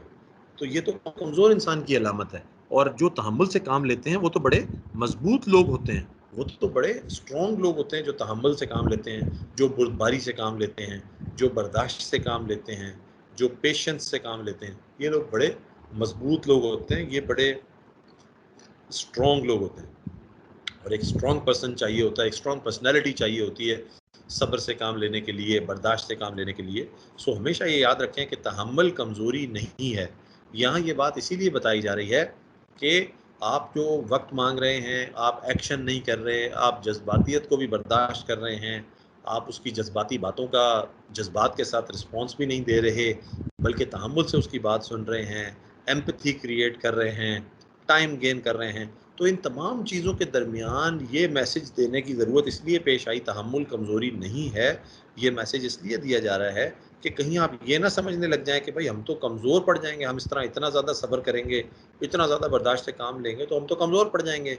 ये कमज़ोरी नहीं है, तहम्मुल कमज़ोरी नहीं है, बल्कि बहुत सी सिचुएशंस ऐसी होती हैं जिनमें तहम्मुल ही असल में सबसे ज़्यादा मजबूत शख्स के लिए होता है। हर बंदे के बस का वो नहीं होता। और नागुज़ीर अमल से बचें, यानी कि आपने अमल को, आपने जो यूज़ ऑफ फोर्स है, इसको एक्शन लेने को कोशिश करनी है कि आखिरी वक्त तक इससे बचना है, लेकिन जहाँ ज़ाहिर है नागुज़ीर हो जाएगा वहाँ पर काम करना भी पड़ेगा और हम करेंगे। यूज़ ऑफ फोर्स करना पड़ेगा तो हम करेंगे। Next slide please. Next slide में भी एक्सप्रेसिव सिचुएशन के ही हवाले से बात आगे बढ़ रही है। शायद किसी ने हैंड रेज किया है। अच्छा सर, यहाँ पे मेरा सवाल ये है कि अभी आपने कहा कि हमें स्ट्रॉन्ग होना पड़ेगा और डिसीजंस लेना पड़ेंगे और तहम्मुल से भी काम लेना पड़ेगा, बट सर बाज़ औक़ात सिचुएशंस ये इतनी इंटेंस होती हैं कि, और आपको एक टीम को लेकर चलना है और आपका जो डिसीजन होता है टीम उससे एग्री नहीं कर रही होती, उसमें भी बड़ा प्रॉब्लम हो जाता है। ऐसे में एक स्ट्रॉन्ग डिसीजन या एक टफ डिसीजन किस तरह से लिया जाए और हम खुद को किस तरह से स्ट्रॉन्ग कर सकते हैं कि अगर हमने एक डिसीजन ले लिया है और हमें लग रहा है कि ये ठीक है, और फिर हम उसी की सुने और फिर हम किसी की ना सुने, और क्या ऐसा करना ठीक है या नहीं? देखें निदा, आपने अच्छी बात कही है कि बाज़ औक़ात सिचुएशन इतनी इंटेंस होती है कि ख़ुद टीम के अंदर भी डिवाइड होता है, टीम भी डिवाइडेड होती है, एक ओपिनियन पे नहीं होती। लेकिन हम जो पुलिस ऑफिसर्स हैं, लॉ इन्फोर्समेंट ऑफिसर्स हैं, हमारे यहाँ कमांड बहुत मैटर करती है, बिकॉज़ यहाँ लोगों की ज़िंदगी और मौत का मामला है। अगर हम कहें कि गोली नहीं चलानी और टीम में मौजूद कोई 4 लोग मिलकर ये फैसला करें कि नहीं गोली चला देनी चाहिए, तो ये फैसला काम नहीं करेगा। This is not going to work, this is not how it happens, this is not how it works. Because अगर ये काम हो गया कि टीम में कुछ लोग जो हैं उनका डिफरेंस ऑफ ओपिनियन आया और उन्होंने अपनी डिफरेंट ओपिनियन को असर्ट करना शुरू कर दिया और उसके हवाले से एक्शन लेना शुरू कर दिया, तो फिर तो लॉ एंड ऑर्डर जो है वो कभी भी कंट्रोल नहीं हो सकेगा। मैं हमेशा एक बात करता हूँ कि जो लॉ एंड ऑर्डर सिचुएशन होती हैं, जो इंटेंस सिचुएशंस होती हैं, जहाँ अनरूली क्राउड होता है, मॉब होता है, वहाँ पहली गोली चलने तक आपका कंट्रोल होता है। जब पहली गोली चल जाती है उसके बाद आपका कंट्रोल नहीं होता सिचुएशन पे। अक्सर उसका कंट्रोल अक्सर उस सिचुएशन का कंट्रोल जो होता है वो फिर किसी और के हाथ में चला जाता है, आपके हाथ से वो कंट्रोल निकल जाता है। तो अगर हम लॉ इन्फोर्समेंट के अंदर ये सोचेंगे कि कुछ लोग नीचे, कुछ लोग टीम में ऐसे हैं और वो जो कि इससे एग्री नहीं कर रहे, तो इसका ये मतलब हरगिज़ नहीं है कि उनको इजाज़त है कि वो जो चाहें करें। लॉ इन्फोर्समेंट में, यूनिफॉर्म फोर्सेस में कतई इस बात की इजाज़त नहीं है कि आप कमांड को डिसोबे करें। कमांड का अगर लीगल ऑर्डर है तो आपको वो फुलफिल करना है। और ये बात मज़े की होती है कि कमांड अपने तमाम ऑर्डर्स के हवाले से खुद ज़िम्मेदार होती है। उसने जो ऑर्डर दिया है, अगर उस ऑर्डर को करने से नतीजा सही नहीं निकला तो कमांड खुद उसकी ज़िम्मेदारी लेगी, कमांड खुद उसके लिए ज़िम्मेदार ठहराई जाएगी, अकाउंटेबल ठहराई जाएगी। आप पे वो ज़िम्मेदारी नहीं आती। इसलिए लोग कमांड को फॉलो भी करते हैं कि भाई जो कमांडर है वही ज़िम्मेदार है, इल्लीगल ऑर्डर ना दे बस। इल्लीगल ऑर्डर दिया तो फिर तो दोनों ज़िम्मेदार हो जाएंगे, ऑर्डर देने वाला भी और ऑर्डर पे अमल करने वाला भी। लेकिन इल्लीगल ऑर्डर ना हो, लीगल ऑर्डर हो, तो फिर लॉ इन्फोर्समेंट के अंदर उसको क्वेश्चन नहीं किया जा सकता, उसको फॉलो किया जाता है। अब आ जाती है दूसरी सिचुएशन जिसके बारे में आपने बात की कि हम ऐसी सिचुएशन से गुजर रहे होते हैं। जहाँ तक बात है लॉ इन्फोर्समेंट से हट के सिविलियंस की, और आप ये कहते हैं कि हम टफ डिसीजन कैसे करें या हम टफ कैसे हो जाएं, तो यू सी ये प्रोफेशनलिज्म से आता है, यू सी ये एक्सपीरियंस से आता है और ये एक्सरसाइज से आता है। इसके लिए बाकायदा मशक करनी पड़ती है। किस चीज़ की? अपने डिसीजंस पे कायम रहने की। इसके लिए वो वो हमारे कायदे आज़म का जो कॉल है कि एक फ़ैसला करने से पहले 100 मरतबा सोच लो, लेकिन जब एक मरतबा फ़ैसला कर लो तो फिर उसके साथ stand by it like a man, और फिर उस पर दूसरी मरतबा भी ना सोचो। एक मरतबा फ़ैसला कर लिया तो बस कर लिया। तो फ़ैसला करने से पहले हमें इसके लिए क्या होगा कि हमें डिसीजन मेकिंग को पढ़ना पड़ेगा। Decision making is an not just an art but it's a science. ये दुनिया में पढ़ाई जाती है। हमारे पास दुनिया में बहुत सारा अच्छा लिटरेचर मौजूद है। अगर आप डिसीजन मेकिंग पे वो लिटरेचर पढ़ें तो आपको अंदाज़ा होगा कि डिसीजंस कैसे किए जाते हैं और डिसीजंस करने के लिए कौन कौन से जो है वो फैक्टर्स को अकाउंट फॉर करना चाहिए। इसी तरीके से टीम्स किस तरह काम करती हैं, टीम बिल्डिंग, टीम वर्क के ऊपर बहुत सारा मटेरियल दुनिया में मौजूद है, उसके ऊपर हमें काम करना चाहिए। और फिर सबसे इम्पॉर्टेंट चीज़ ये होती है, उससे हम लॉ इन्फोर्समेंट भी करते हैं यूज़, और वो यहाँ पर भी कि जो पीस टाइम होता है उसके अंदर जब टीम बिल्डिंग पे मेहनत की जाती है तो वॉर टाइम में वो हमें हेल्प करती है।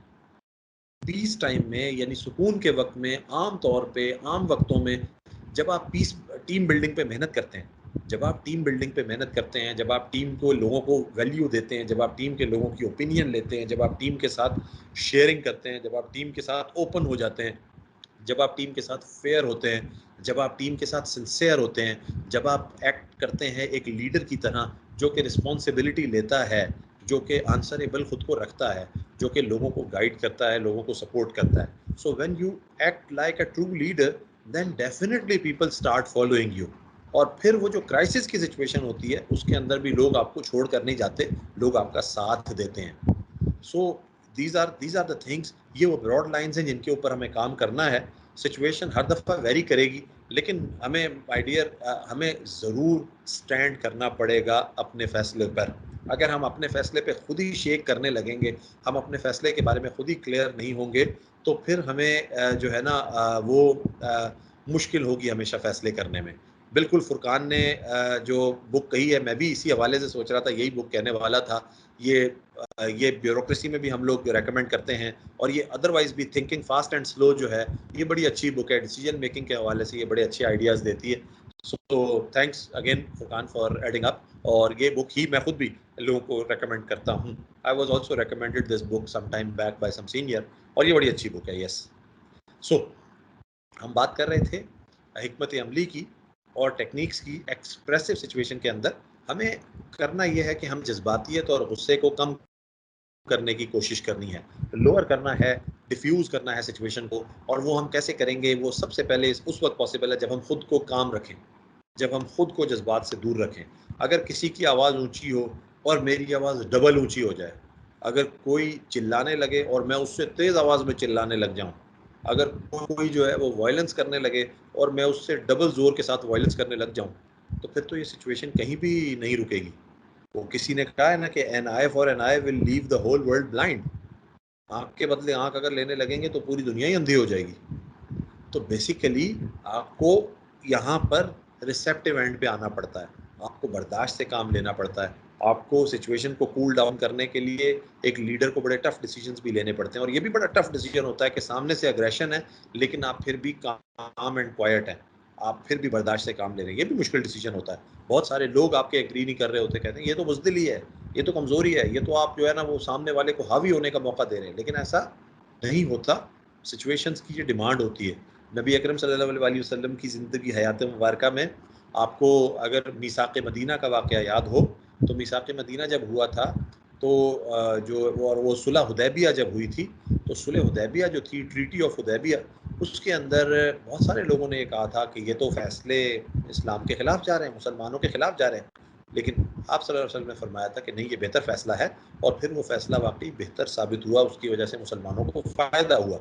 तो हमें बाज़ औक़ात अपैरेंटली या इनिशियली मुश्किल डिसीजंस करने पड़ते हैं, लेकिन बाद में उन डिसीजन से हम ही को फ़ायदा भी होता है, और वो लॉन्ग टर्म फ़ायदा होता है, वो पूरी टीम का फ़ायदा होता है, पूरे इदारे का फ़ायदा होता है, ओवरऑल सोसाइटी का फ़ायदा होता है। अच्छा, उसके बाद जो है ना, हमें कोशिश ये करनी होती है कि जो सब्जेक्ट है उसे रैशनल थिंकिंग की तरफ लेके आएँ।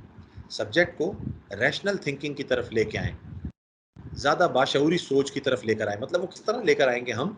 वो इस तरह लेकर आएँगे कि हम सब्जेक्ट से बात करेंगे। रैशनल थिंकिंग के बारे में मैंने आपको बताया था, बाशऊर सोच जो होती है वो ये कि एक्शन जो है उससे जो रिज़ल्ट्स आएँगे, आपके किसी अमल से जो नताइज निकलेंगे, उनकी इस बारे में बाखबर होना और उनको नज़र में रखते हुए फिर अमल करना, इसे कहते हैं रैशनल थिंकिंग। तो आप अगर रैशनल थिंकिंग या शऊरी सोच की तरफ लेके जाना चाहते हैं किसी सब्जेक्ट को, तो आपको उसको ये बताना होगा कि देखिए, आप ये जो काम कर रहे हैं, आपने इसके नतीजे के बारे में सोचा है? क्या आपने सोचा है कि इसके नताइज क्या होंगे? क्या आपने सोचा कि आप पे इसका क्या असर पड़ेगा? क्या आपने सोचा कि आपकी फैमिली पे इसका क्या असर पड़ेगा? क्या आपने कभी ये सोचा है कि माशरे पे इसका क्या असर पड़ेगा? जिन लोगों के साथ आप इस वक़्त ये ज़ुल्म कर रहे हैं, वो लोग कैसी ज़िंदगी गुज़ारेंगे? वगैरह, वगैरह। इस तरह की बातें करके आप उसे उसके अमल के नताइज की तरफ मुतवज्जे कर रहे हैं। उसे फ़ोकस करवा रहे हैं towards the results of their acts, जिसकी वजह से फिर वो ये सोचने में मजबूर हो कि हाँ, ये जो मैं काम कर रहा हूँ, इससे तो बड़े ख़तरनाक नताइज भी निकल सकते हैं। और फिर वो आहिस्ता-आहिस्ता रैशनल थिंकिंग की तरफ आए, और रैशनल थिंकिंग की तरफ आएगा तो यकीनन जज़्बातियत से इज्तनाब भी करेगा। फिर उसके बाद आप एतमाद कायम करें, ताल्लुक़ कायम करें, जो कि हम पहले से कहते आ रहे हैं। फिर उसके बाद आप उसे ऐसे सॉल्यूशंस बताएँगे। देखें, एक बात होती है कि आप किसी सामने वाले शख्स को कहें कि ये ना करो, ये तरीका सही नहीं है। और एक चीज़ ये होती है कि आप उसे कहें कि ये तरीका सही नहीं है, ये ना करो, बल्कि तुम ये भी कर सकते हो, ये भी कर सकते हो और ये भी कर सकते हो। तुम्हारे पास option A, B, C 3 options मौजूद हैं।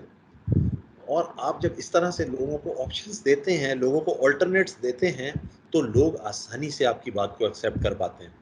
क्योंकि उनको जो है ये सिचुएशन, ये जो उनको अगर आप ये बताने में कामयाब हो जाएँ कि आपके पास पॉसिबल अल्टरनेटिव्स मौजूद हैं, आपके पास पॉसिबल ऑप्शंस मौजूद हैं और वो ऑप्शंस डूएबल भी हैं और उन ऑप्शंस से आसानी भी पैदा हो सकती है, तो फिर सामने वाला आपकी बात को गौर से सुनता है और उस पे अमल करता है। अगर आप ये कहें कि बस ये ना करो, लेकिन क्या करो, ये ना करो, तो कैसे मसले को हल करो, वो आप ना बताएँ या उस तरफ आपकी तवज्जो ना हो, तो फिर आपकी बात को सीरियस लेना मुश्किल होगा, फिर आपकी बात पे अमल करना मुश्किल होगा। इसलिए आप जब ऑप्शंस लेकर जाते हैं, मुतबादिल ज़राए बताते हैं जो कि अदम तशद्दुद पर बेस्ड होते हैं, जो कि नॉन वायलेंट होते हैं, जिनमें वायलेंस और एग्रेशन नहीं होता, बल्कि वायलेंस के बगैर मसाइल को हल करने के आप तरीके बताते हैं, मुतबादिल ज़राए बताते हैं, तो ये होता है कि इनसे आप सब्जेक्ट को मुख्तलिफ ऑप्शंस दे रहे होते हैं। मुमकिन है बाज़ औक़ात वो अपनी जज़्बातियत की वजह से उन ऑप्शंस के बारे में सोच ही ना सका हो। जब आप वो ऑप्शन बताएँ तो वो कहें, हाँ, बात तो ठीक है, मैंने तो इस बारे में सोचा ही नहीं। और इस तरह आप उसे कन्विंस करने में कामयाब हो जाएँ और वो अदम तशद्दुद के ज़रिए मसला हल करने की तरफ आमादा हो जाए। फिर खुलूस और नेक नियति का इज़हार बाहमी ताल्लुकात इस्तवार करने में मुआवनत करते हैं। ये बात मैंने पहले भी कही थी और अब भी, कि देखें, आपको सच्चा होना पड़ेगा, आपको गुड फेथ, आपको इखलास, आपको सिंसेरिटी शो करनी पड़ेगी। अगर आप जो है वो झूठे वादे करते रहेंगे और वो वादे वक्त के साथ साथ झूठे साबित होते रहेंगे, तो आप अपना ट्रस्ट लूज़ कर देंगे, आप अपना ट्रस्ट लूज़ कर देंगे। आपके ऊपर कोई फेथ नहीं करेगा, कोई ट्रस्ट नहीं करेगा। लेकिन अगर आप ऐसी बात करेंगे जिसको आप निभाने की भी कोशिश कर रहे होंगे, आप ऐसी बात करेंगे जो आप गुड फेथ में कर रहे होंगे, यानी अपनी समझ के मुताबिक बिल्कुल सही बात कर रहे होंगे, आप ऐसी बात करेंगे जिससे जिसका आपको पता होगा कि हाँ, ये सच है और मैं इस पे अमल की कोशिश कर रहा हूँ, या ये अमल दरामद हो सकता है और उसमें कोई धोखा, कोई चीटिंग या कोई इस तरह की चीज़ नहीं होगी, तो यकीनन वो बात ज़्यादा असर करेगी। और वो आपके और सब्जेक्ट के दरमियान ताल्लुकात उस्तवार करने में मदद करेगी। लेकिन इसी की जगह अगर आप झूठ बोलेंगे, अगर आप चीट करेंगे, फ्रॉड करेंगे, तो एक बात, दूसरी बात, तीसरी बात तक जाके आपकी बात कुछ ना कुछ समझ आ जाएगी सामने वाले को, और सब्जेक्ट समझ जाएगा कि ये झूठी बात कर रहा है, झूठी तसल्ली दे रहा है, झूठे वादे कर रहा है। सो ये एक संगीन मसला होता है। इस मसले को हमें हमेशा ध्यान में रखना चाहिए और हमें खुलूस और नेकनियती से काम करना चाहिए। हम मसले के हल के लिए झूठ पर झूठ बोलते चले जाए तो बहुत मुश्किल हो जाता है। फिर उसके बाद पुरअमन इरादों को जाहिर करने के लिए, यानी पीसफुल इंटेंशंस को शो करने के लिए आपको लो प्रोफाइल कंटेनमेंट होनी चाहिए। यानी कि आपको, जिस तरह हमने एक्सप्रेस इंस्ट्रूमेंटल सिचुएशन के अंदर हमने बताया था कि हैवी पुलिस कॉन्टिंजेंट हो, हैवी डिप्लॉयमेंट हो, चारों तरफ ज़्यादा पुलिस नज़र आ रही हो, प्रिजनर्स वैन का हमने जिक्र किया था, कैदियों को ले जाने वाली गाड़ी हो, या जनाब और बख्तरबंद गाड़ियाँ हैं इस तरह की। तो इंस्ट्रूमेंटल सिचुएशन में आप एक फोर्स दिखा रहे हैं, जिससे आप ये बता रहे हैं कि भाई हम फोर्स इस्तेमाल करने के ऊपर बिल्कुल विलिंग है, अगर आपने बात ना मानी तो हम फोर्स यूज़ कर सकते हैं। यहाँ पर हमें पुरअमन इरादा जाहिर करना है, पीसफुल इंटेंशन जाहिर करनी है, तो उसके लिए हमें कम प्रोफाइल रखना होगा, लो प्रोफाइल फोर्स रखनी होगी। अगर फोर्स रखेंगे भी, फोर्स डिप्लॉय भी करेंगे तो बिल्कुल लो प्रोफाइल में करेंगे, कम तादाद में करेंगे, हैवी वेपन्स के साथ नहीं करेंगे, सिचुएशन को देखते हुए करेंगे। इससे भी आपका एक पॉजिटिव इमेज जा रहा होगा सब्जेक्ट की नज़र में कि आप वाकई बातचीत और जो है वो पुरअमन तरीके से मसले को हल करने की कोशिश कर रहे हैं और आप वाकई यही चाहते हैं, आपका कोई और हिडन एजेंडा नहीं है। नेक्स्ट स्लाइड में हम आएंगे एक्सरसाइज पे। एक्सरसाइज ये है कि हमारे पास दो सिचुएशंस हैं जो हम यहाँ पर आपको बताएंगे। ये दो सिचुएशंस पाकिस्तान में पेश आने वाले दो बड़े वाक़यात हैं जिनका इनमें ज़िक्र हो रहा है, और इस ज़िक्र को करते हुए फिर हम आपसे इन दो वाक़यात के बारे में कुछ तबादला ख्याल करेंगे और उसके बाद फिर आपसे इसके बारे में ओपिनियन लेंगे, राय लेंगे। सो पहली सिचुएशन के बारे में बात करते हैं नेक्स्ट स्लाइड पे। पहली सिचुएशन या पहला वाक़या ये है कि 25 जुलाई 2003 को पंजाब के ज़िला सियालकोट में डिस्ट्रिक्ट जेल में जुम्मे की शाम उस वक्त 3 सिविल जज और 5 कैदी हलाक हो गए और 2 जज शदीद ज़ख्मी हो गए जब पुलिस ने कैदियों के हाथों यरगमाली 10 जजों को रिहा करने के लिए जेल में एक्शन लिया। पुलिस ने कैदियों के हाथ में यरगमाल बने हुए 10 जजेस को रिहा करने के लिए जेल में एक्शन लिया। असल में बात यह है कि अगवा बराए तावान और डकैती के मुख्तलिफ मुकदमात में सज़ा पाने वाले 10 कैदियों ने सुबह 11 बजे के करीब उस वक्त जज साहिबान को यरगमाल बना लिया जब वो माहाना मुआयने के लिए जेल का रुख कर रहे थे। आपको पता है जेल में इंस्पेक्शन होती है, मंथली इंस्पेक्शन रूल्स में लिखी हुई है। वो मंथली इंस्पेक्शन जजेस जाकर जेल में करते हैं, लेकिन वो प्रॉपर सिक्योरिटी के साथ होती है, प्रॉपर प्लान के साथ होती है, प्रॉपर प्रोटोकॉल्स के साथ होती है। उसमें उन्हें हीनस क्राइम्स के जो मुल्ज़िमान हैं उनको प्रॉपर क्लोज़ किया जाता है, उनको बंद किया जाता है। फिर ये होती है, उनके दरमियान में उन्हें नहीं छोड़ दिया जाता जजेस को, क्योंकि हीनस क्राइम के जो मुल्ज़िमान हैं वो तो कोई भी कदम उठा सकते हैं। लेकिन यहाँ जब वो जजेस जो थे वो अपनी इंस्पेक्शन के लिए गए तो सुबह 11 बजे जो है वो जो संगीन मुकदमात यानी अगवा बराए तावान, कत्ल, डकैती वगैरह इस किस्म के मुकदमात में जो सज़ा याफ्ता मुजरिम थे, उन्होंने, उन कैदियों ने सुबह 11 बजे के करीब जज साहबान को यरगमाल बना लिया। सुबह 11 बजे के करीब जज साहिबान को यरगमाल बना लिया। अब आप ज़रा एक लम्हे के लिए ये तसव्वुर करें कि खुदा न खास्ता जेल के अंदर जजेस गए हुए हों इंस्पेक्शन में और कैदी उन्हें यरगमाल बना लें, तो ये कितना बड़ा क्राइसिस है, ये कितनी बड़ी सिचुएशन है, ये कितना बड़ा नाइटमेयर है किसी भी प्रिजन्स और पुलिस डिपार्टमेंट के लिए। तो सियालकोट में 2003 में 25 जुलाई को ये वाक़या पेश आया। अब जब उन्हें यरगमाल बना लिया गया तो उन्होंने जेल हुकाम और ज़िला हुकूमत के नुमाइंदों से महफूज तरीके से बाहर निकलने के लिए मुतालबा किया। उन्होंने कहा कि जी हमें सेफ़ एग्ज़िट दें, हमें रास्ता भी दें, हमें गाड़ी भी दें, हमें सिक्योरिटी भी दें और हम यहाँ से सेफ़ तरीके से बाहर निकलना चाहते हैं। ज़िला हुकूमत और जेल हुकाम ने अगवाकारों के साथ वायरलेस सिस्टम के ज़रिए शाम 4-5 बजे तक मुज़ाकरात जारी रखे। यरगमालियों से गुफ्तो शनीद तकरीबन शाम में 7 घंटे तक जारी रही। यानी ये जो गुफ्तो शनीद का अमल था, जिससे हम मुज़ाकरात कहते हैं, नेगोशिएशंस कहते हैं, ये कोई 6 से 7 घंटे तक जारी रहा। अगवाकारों ने यरगमालियों के साथ जेल से बस, असलहा और महफूज रास्ते का मुतालबा किया। यानी अगवाकार, अब ये दो नोट करें कि अगवाकार ये कह रहे हैं कि हमें बस भी दो, हमें असलहा भी दो और हमें महफूज रास्ता भी दो, और हम इन यरगमालियों को अपने साथ लेकर जेल से निकलेंगे। यानी इन्हें साथ लेकर निकलने का मकसद ये कि हम इनकी वजह से हम भी सेफ रहेंगे। अगर हम अकेले निकले तो तुम तो हमें कहीं उड़ा दोगे, तो हम इनको साथ लेकर निकलेंगे, ये उन्होंने मुतालबा किया। फिर शाम 5:30 बजे पुलिस ने जेल पर छापा मार दिया। बिल आखिर सुबह 11 से लेकर शाम 5:30 बजे तक, जब 6-7 घंटे गुजर चुके थे, नेगोशिएशंस भी चल रही थी, बातचीत भी चल रही थी, सिचुएशन की असेसमेंट भी हो रही थी, उस वक्त फिर 5:30 बजे ये फैसला कर लिया गया कि अब रेड कर दिया जाए। तो पुलिस ने रेड कर दिया, ऑपरेशन किया। सरकारी ज़राए के मुताबिक दीगर यरगमालियों को बचाने के लिए जवाबी कार्रवाई ज़रूरी हो गई थी। उन्होंने ये काम क्यों किया? इसलिए किया कि यरगमालियों को बचाने के लिए ये कार्रवाई ज़रूरी हो गई थी। नारोवाल, गुजरांवाला और गुजरात से पुलिस की भारी नफरी तलब की गई थी, जिन्होंने जेल को घेरे में ले लिया था। सो इर्द गिर्द के अजला से आप ये कह सकते हैं कि 6-7 घंटे क्यों ज़ाया किए गए? तो ज़ाया नहीं किए गए, उसमें एक्स्ट्रा नफरी बुलाई जा रही थी, इर्द गिर्द से पुलिस बुलाई जा रही थी, इंफॉर्मेशन इकट्ठी की जा रही थी, वगैरह वगैरह। तो जब ये तमाम काम कर लिया गया, उसके बाद पुलिस ने ऑपरेशन किया, रेड किया, और उस ऑपरेशन के नतीजे में 3 जजेस, 5 कैदी हलाक हो गए और 2 जजेस शदीद जख्मी हुए। इस सिचुएशन को आप एक नज़र देखें और इस सिचुएशन के बारे में आप सोचें, फिर इसके बारे में हम आपसे कमेंट्स लेंगे या आपसे राय लेंगे। नेक्स्ट सिचुएशन पे चलते हैं, वो भी आपको बताते हैं। इसमें राजनपुर का 2016 का वाक़या ज़िक्र है। जनूबी पंजाब के ज़िला राजनपुर के दरियाई इलाके को जराइम पेशा अफराद से साफ़ कराने के लिए जारी ऑपरेशन के दौरान कम अज़ कम 6 पुलिस एहलकार शहीद और 27 पुलिस एहलकारों को गैंगस्टर्स ने यरगमाल बना लिया। Thanks for the correction Furqan. इसमें 6 पुलिस एहलकार शहीद और 27 पुलिस एहलकारों को यरगमाल बना लिया गया। ऑपरेशन में 7 गैंगस्टर्स भी हलाक हुए। ज़र्ब-ए-आहन नामी ऑपरेशन में तैनात पुलिस फोर्सेस के पास इलाके पर हमला करने के लिए मुनासिब आलात, हथियारों और कश्तियों की कमी थी।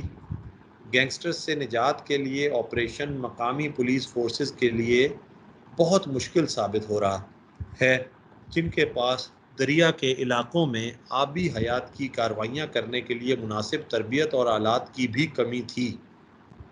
नाम जाहिर न करने की शर्त पर पुलिस एहलकार ने बताया कि मकामी अफराद से 2 कश्तियाँ हासिल की गईं।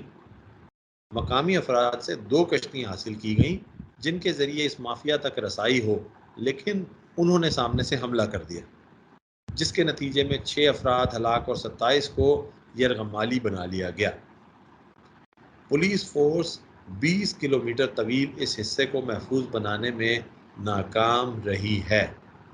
डॉन न्यूज़ से गुफ्तगू करते हुए डाकुओं के कमांडर गुलाम रसूल उर्फ छोटू ने कहा कि वो अफवाज पाकिस्तान का हामी है, रा का एजेंट नहीं है।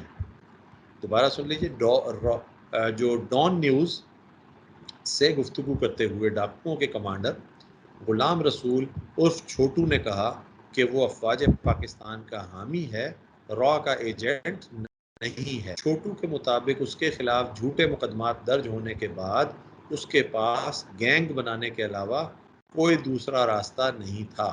उसके मुताबिक वो हथियार डालने के लिए तैयार हैं, लेकिन सिर्फ फौज के सामने। बदकिस्मती से जजीरे के आसपास मौसर मुहासरा न होने की बिना पर इन डाकुओं को दोबारा सप्लाई मिलती रहती है। पुलिस हुकाम की नाकिस ऑपरेशनल मनसूबाबंदी हलाकतों की मुसलसल वजह है, और उसने मज़ीद कहा कि उसकी जानिब से इस्तेमाल किए जाने वाला असलहा जदीद तरीन है, जिसके नतीजे में हमला आवर पुलिस एहलकार पसपाई पर मजबूर हुए। सो ये एक बहुत अनफॉर्चुनेट सिचुएशन है जिसके बारे में ज़िक्र किया जा रहा है कि कच्चे के इलाके में किस तरीके से जो है वो राजनपुर के इलाके में किस तरीके से डाकू और गैंगस्टर्स जो हैं उन्होंने पनाह ली हुई है और वहाँ पर अपना एक राज कायम किया हुआ है, और पुलिस वहाँ पर जाती है, जाने की कोशिश करती है, तो किस तरीके से उसके ख़िलाफ़ सख्त तरीन कार्रवाई करते हैं ये। और इनके पास जदीद तरीन असलहा भी है, एम्यूनेशन भी है और ज़राए रसद भी हैं, जिसकी वजह से ये पुलिस को के ऑपरेशन को अपने ख़िलाफ़ कामयाब नहीं होने देते, बल्कि पुलिस का भारी नुकसान करते हैं। ये सिचुएशन भी आपने देख ली। इन दोनों सिचुएशंस के हवाले से हमारे किसी पार्टिसिपेंट का कोई कमेंट हो, कोई ऑब्जर्वेशन हो, कोई राय हो, या इनको किस तरीके से बेहतर तरीके से हैंडल किया जा सकता है, इन दोनों में से किसी भी सिचुएशन के हवाले से बात करना चाहें तो मोस्ट वेलकम। सो अगर आपके पास फ़िलहाल इसमें कोई राय या कोई आइडिया नहीं है तो हम आगे चलते हैं, आगे चलकर इसको दोबारा रिकैप करेंगे। या हमारे पास कोई मैसेज आया है? अच्छा, वो लास्ट मैसेज ही है, उसके बाद से कोई मैसेज नहीं आया। तो इसमें मैं इनकरेज करूँगा अपने पार्टिसिपेंट्स को कि देखें, इस किस्म की सिचुएशन खुदा ना खास्ता किसी के साथ भी हो सकती है और कभी भी हो सकती है। पुलिस ऑफिसर्स को ये सिचुएशन कभी भी फेस करनी पड़ सकती है। तो मैं तमाम पुलिस ऑफिसर्स को कहूँगा कि आप, लेडी पुलिस ऑफिसर्स को जो हमारी पार्टिसिपेंट्स हैं, उनको कहूँगा कि आप इस सिचुएशंस को अच्छी तरह स्टडी करें। ठीक है, तो उस प्रेजेंटेशन को डाउनलोड करके इन सिचुएशंस को अच्छी तरह पढ़ें। इस वक्त तो आपके जहन में इसलिए कमेंट भी नहीं आ रहा कि अभी पहली दफ़ा आपने इस सिचुएशन के बारे में देखा सुना है। आप इसके बारे में जब थोड़ा सा एनालिसिस करने की कोशिश करेंगी तो आपको अंदाज़ा होगा कि इस सिचुएशन में बहुत से ऐसे काम हैं जो पुलिस को करने चाहिए थे इन दोनों सिचुएशंस में, जो कि पुलिस नहीं कर रही या पुलिस ने नहीं किए। और आप बतौर पुलिस कमांडर, आपको ये सोचना है कि अगर आप कमांडर हो यहाँ पर या आप निगोशिएटर हो यहाँ पर, तो आप कौन कौन से कदम उठाएंगे, आप कौन कौन से स्टेप्स लेंगी जिससे आप इस सिचुएशन को बेहतर तरीके से हैंडल कर सकें, बेहतर तरीके से इस क्राइसिस को के साथ आप नबरदाजमा हो सकें, इसे हैंडल कर सकें। इसको बाद में ज़रूर अपने ऑफ टाइम में देखिएगा, फिर हम बात, ताकि लेटर ऑन हम इसके ऊपर दोबारा डिस्कस कर सकें। खैर, अब नेक्स्ट स्लाइड है जिसमें सब्जेक्ट के लिए वाक़े का तसव्वुर। देखिए, हमने एक बात कही थी कि आप लोग तमाम ये जान लें कि जब कोई क्राइसिस सिचुएशन होती है तो वो क्राइसिस सिचुएशन में पुलिस के लिए भी प्रेशर होता है, उन होस्टेजेस के ऊपर भी बड़ा प्रेशर होता है, बड़ा, वो लोग मुस्तकिल थ्रेट के अंदर होते हैं। मीडिया, अवाम, तमाम लोग जो है वो तशवीश में मुब्तला होते हैं। लेकिन साथ ही साथ सब्जेक्ट जो होता है वो ख़ुद भी बहुत ज़्यादा प्रेशर में होता है, वो ख़ुद भी बहुत ज़्यादा प्रेशर में होता है, क्योंकि उसको भी ये आसान टास्क नहीं होता कि ये सब काम करना और उसके बाद चुपचाप निकल जाना और कोई उसके पीछे भी नहीं आएगा और कोई उसे देखेगा भी नहीं और कोई उसके ख़िलाफ़ कोई एक्शन भी नहीं करेगा। इसी तरीके से जितनी देर ये क्राइसिस चले, उसे अपनी जान का ख़तरा महसूस होता है हर वक्त कि अब कहीं से कोई आए और ख़ुद मुझे हिट कर दे और लोगों को छुड़ाने की कोशिश करे, तो उसे अपनी जान का भी हर वक्त रिस्क होता है, वो अपनी जान भी ख़तरे में रख के काम कर रहा होता है। लिहाजा जो सब्जेक्ट है उसके उसका जो तसव्वुर है, उसके जो ख़यालात है, उसका जो व्यू पॉइंट है, उसका जो माइंडसेट है, उसे समझना बहुत ज़रूरी है। वाक़े के हवाले से, वाक़े में पेश आने वाले अवामिल के हवाले से, वाक़े पे असरअंदाज़ होने वाले लोगों के हवाले से, उसका क्या कॉन्सेप्ट है, क्या परसेप्शन है, क्या पर्सपेक्टिव है, क्या सोच रहा है, क्या देख रहा है, क्या कर रहा है, ये आप तमाम लोगों को अंदाज़ा होना चाहिए। जितना पुलिस ऑफिसर को इस हवाले से ज़्यादा अंदाज़ा होगा, वो उतना अच्छा सब्जेक्ट के साथ निगोशिएट भी कर सकेगा। हम इसमें ये कह रहे हैं कि पहली बुलेट में ये कह रहे हैं कि तमाम उमूर को मुताल्लिका फ़र्द पर इनके असरात की बुनियाद पर गौर करना चाहिए। यानी जो भी स्टेप आप लेने जा रहे हैं, जो भी एक्शन आप करने जा रहे हैं, आपको ये सोचना चाहिए कि इस एक्शन का या इस मूवमेंट का या इस स्टेप का सब्जेक्ट के ऊपर क्या असर पड़ेगा, सब्जेक्ट के ऊपर इस मूवमेंट का या इस एक्शन का क्या असर पड़ेगा। मुताल्लिका फ़र्द के तासुरात बहुत अहमियत रखते हैं, मुताल्लिका फ़र्द के तासुरात बहुत अहमियत रखते हैं। क्यों? क्योंकि मुताल्लिका फ़र्द जो कुछ सोच रहा है उसके मुताबिक ही वो अगली मूव लेगा, और हमने आपसे बताया था कि उसकी नेक्स्ट मूव जो होती है वो हमें जानने की ज़रूरत होती है ताकि हम उसे काउंटर कर सकें, ताकि हम उसकी पेशबंदी कर सकें, ताकि हम उसका मुकाबला कर सकें। तो इसलिए सब्जेक्ट क्या सोच रहा है, सब्जेक्ट इस मामले के बारे में क्या राय रखता है, सब्जेक्ट के तासुरात क्या हैं, ये हमें हमेशा समझने की कोशिश करते रहना चाहिए। फिर वो क्या सोचता है कि हम क्या करने की कोशिश कर रहे हैं। ये बड़ा इंटरेस्टिंग पॉइंट है। ये इसलिए इंटरेस्टिंग है कि आप क्या करने की कोशिश कर रहे हैं ये तो आपको पता है, आपको अपनी इंटेंशन भी पता है, आपको अपना मकसद भी पता है, और आप अगर अपनी टीम को प्रॉपरली ब्रीफ कर रहे हैं तो उनको भी ये तमाम बातें पता हैं कि जी हमारा कमांडर अगर ये स्टेप ले रहे हैं तो क्यों ले रहे हैं, इसका मकसद क्या है, इनका गोल क्या है जो इस स्टेप लेने से वो अचीव करना चाहते हैं, या ये स्टेप जो है इसके बाद एक और स्टेप लेंगे तो वो किस तरह लेंगे, उससे अगला स्टेप क्या होगा। ये तमाम चीज़ें आपकी टीम को पता होती हैं, लिहाजा आप जब भी कुछ काम कर रहे होते हैं तो वो समझ रहे होते हैं कि आप क्या कर रहे हैं या क्या करने की कोशिश कर रहे हैं। लेकिन सब्जेक्ट इसको किस तरह देखता है ये भी इम्पोर्टेंट है। ये इसलिए इम्पोर्टेंट, आप ये कहें कि ये हमारे लिए क्यों इम्पोर्टेंट होने लगा, सब्जेक्ट जाने उसका काम जाने, ठीक है ना, हम क्यों ये सोचने लगे कि सब्जेक्ट क्या सोच रहा है या सब्जेक्ट क्या मानता है या सब्जेक्ट क्या समझता है। ये हमारा मसला नहीं है, लेकिन मैं आपको अर्ज़ करूँगा कि ये हमारा मसला है। It is our problem. ये हमारे लिए इशू है। क्यों? क्योंकि हम जो कुछ करने की कोशिश कर रहे हैं, क्या सब्जेक्ट पे हम वही तासुर कायम करने में कामयाब हो रहे हैं? हम अपने तौर पे बड़ी मेहनत कर रहे हैं कि पुरअमन तरीके से मसला हल हो जाए, लेकिन सब्जेक्ट हमारा ये समझ रहा है कि हम एक्शन इस्तेमाल करने जा रहे हैं, हम फोर्स इस्तेमाल करने जा रहे हैं, हम एक्शन लेने जा रहे हैं, हम बड़े ख़तरनाक ऑपरेशन को प्लान किए बैठे हैं और हम एकदम ऑपरेशन कर देंगे अचानक रात की तारीकी में। अगर सब्जेक्ट हमारे बारे में ये सोच रहा है, जबकि हमारी सारी कोशिश जो है वो पुरअमन तरीके से मसला हल करने की है, बातचीत के ज़रिए मसला हल करने की है, तो ये सब्जेक्ट जो मिसलीड हुआ है, ये सब्जेक्ट इस मिसलीड होने की वजह से कोई और कदम भी उठा सकता है। ये भी अपने बैक ऑफ द माइंड में ये प्लान कर सकता है कि अब मैंने इनके खिलाफ कोई ना कोई कदम उठाना है क्योंकि ये मेरे खिलाफ ऑपरेशन का प्लान कर रहे हैं। तो अगर आप पुरअमन तरीके से मूव कर रहे हैं तो आपको ये चाहिए, ये मेक श्योर करना चाहिए कि सब्जेक्ट भी यही सोच रहा हो कि आप पुरअमन तरीके से मूव करना चाह रहे हैं। जो चीज़ आप सब्जेक्ट पे जो इम्प्रेशन कायम करना चाहें, सब्जेक्ट पे वही इम्प्रेशन पड़ना चाहिए। अगर आप इम्प्रेशन कुछ और कायम करना चाह रहे हैं और सब्जेक्ट कोई और इम्प्रेशन ले रहा है, तो ये आपकी नाकामी है, ये आपकी स्किल्स की कमज़ोरी है। इसको आपको रिमूव करना पड़ेगा ताकि आपकी नेगोशिएशन स्किल्स उस वक्त कामयाब समझी जाएंगी, बीइंग अ कमांडर आपको उस वक्त सक्सेसफुल समझा जाएगा जब जो आप तासुर देना चाह रहे हो सब्जेक्ट के ऊपर वही तासुर बने। और इसके लिए क्या-क्या करना पड़ता है ये आने वाले कुछ स्लाइड्स में नेक्स्ट मॉड्यूल में फिर हम आपको सिखाएंगे इसका।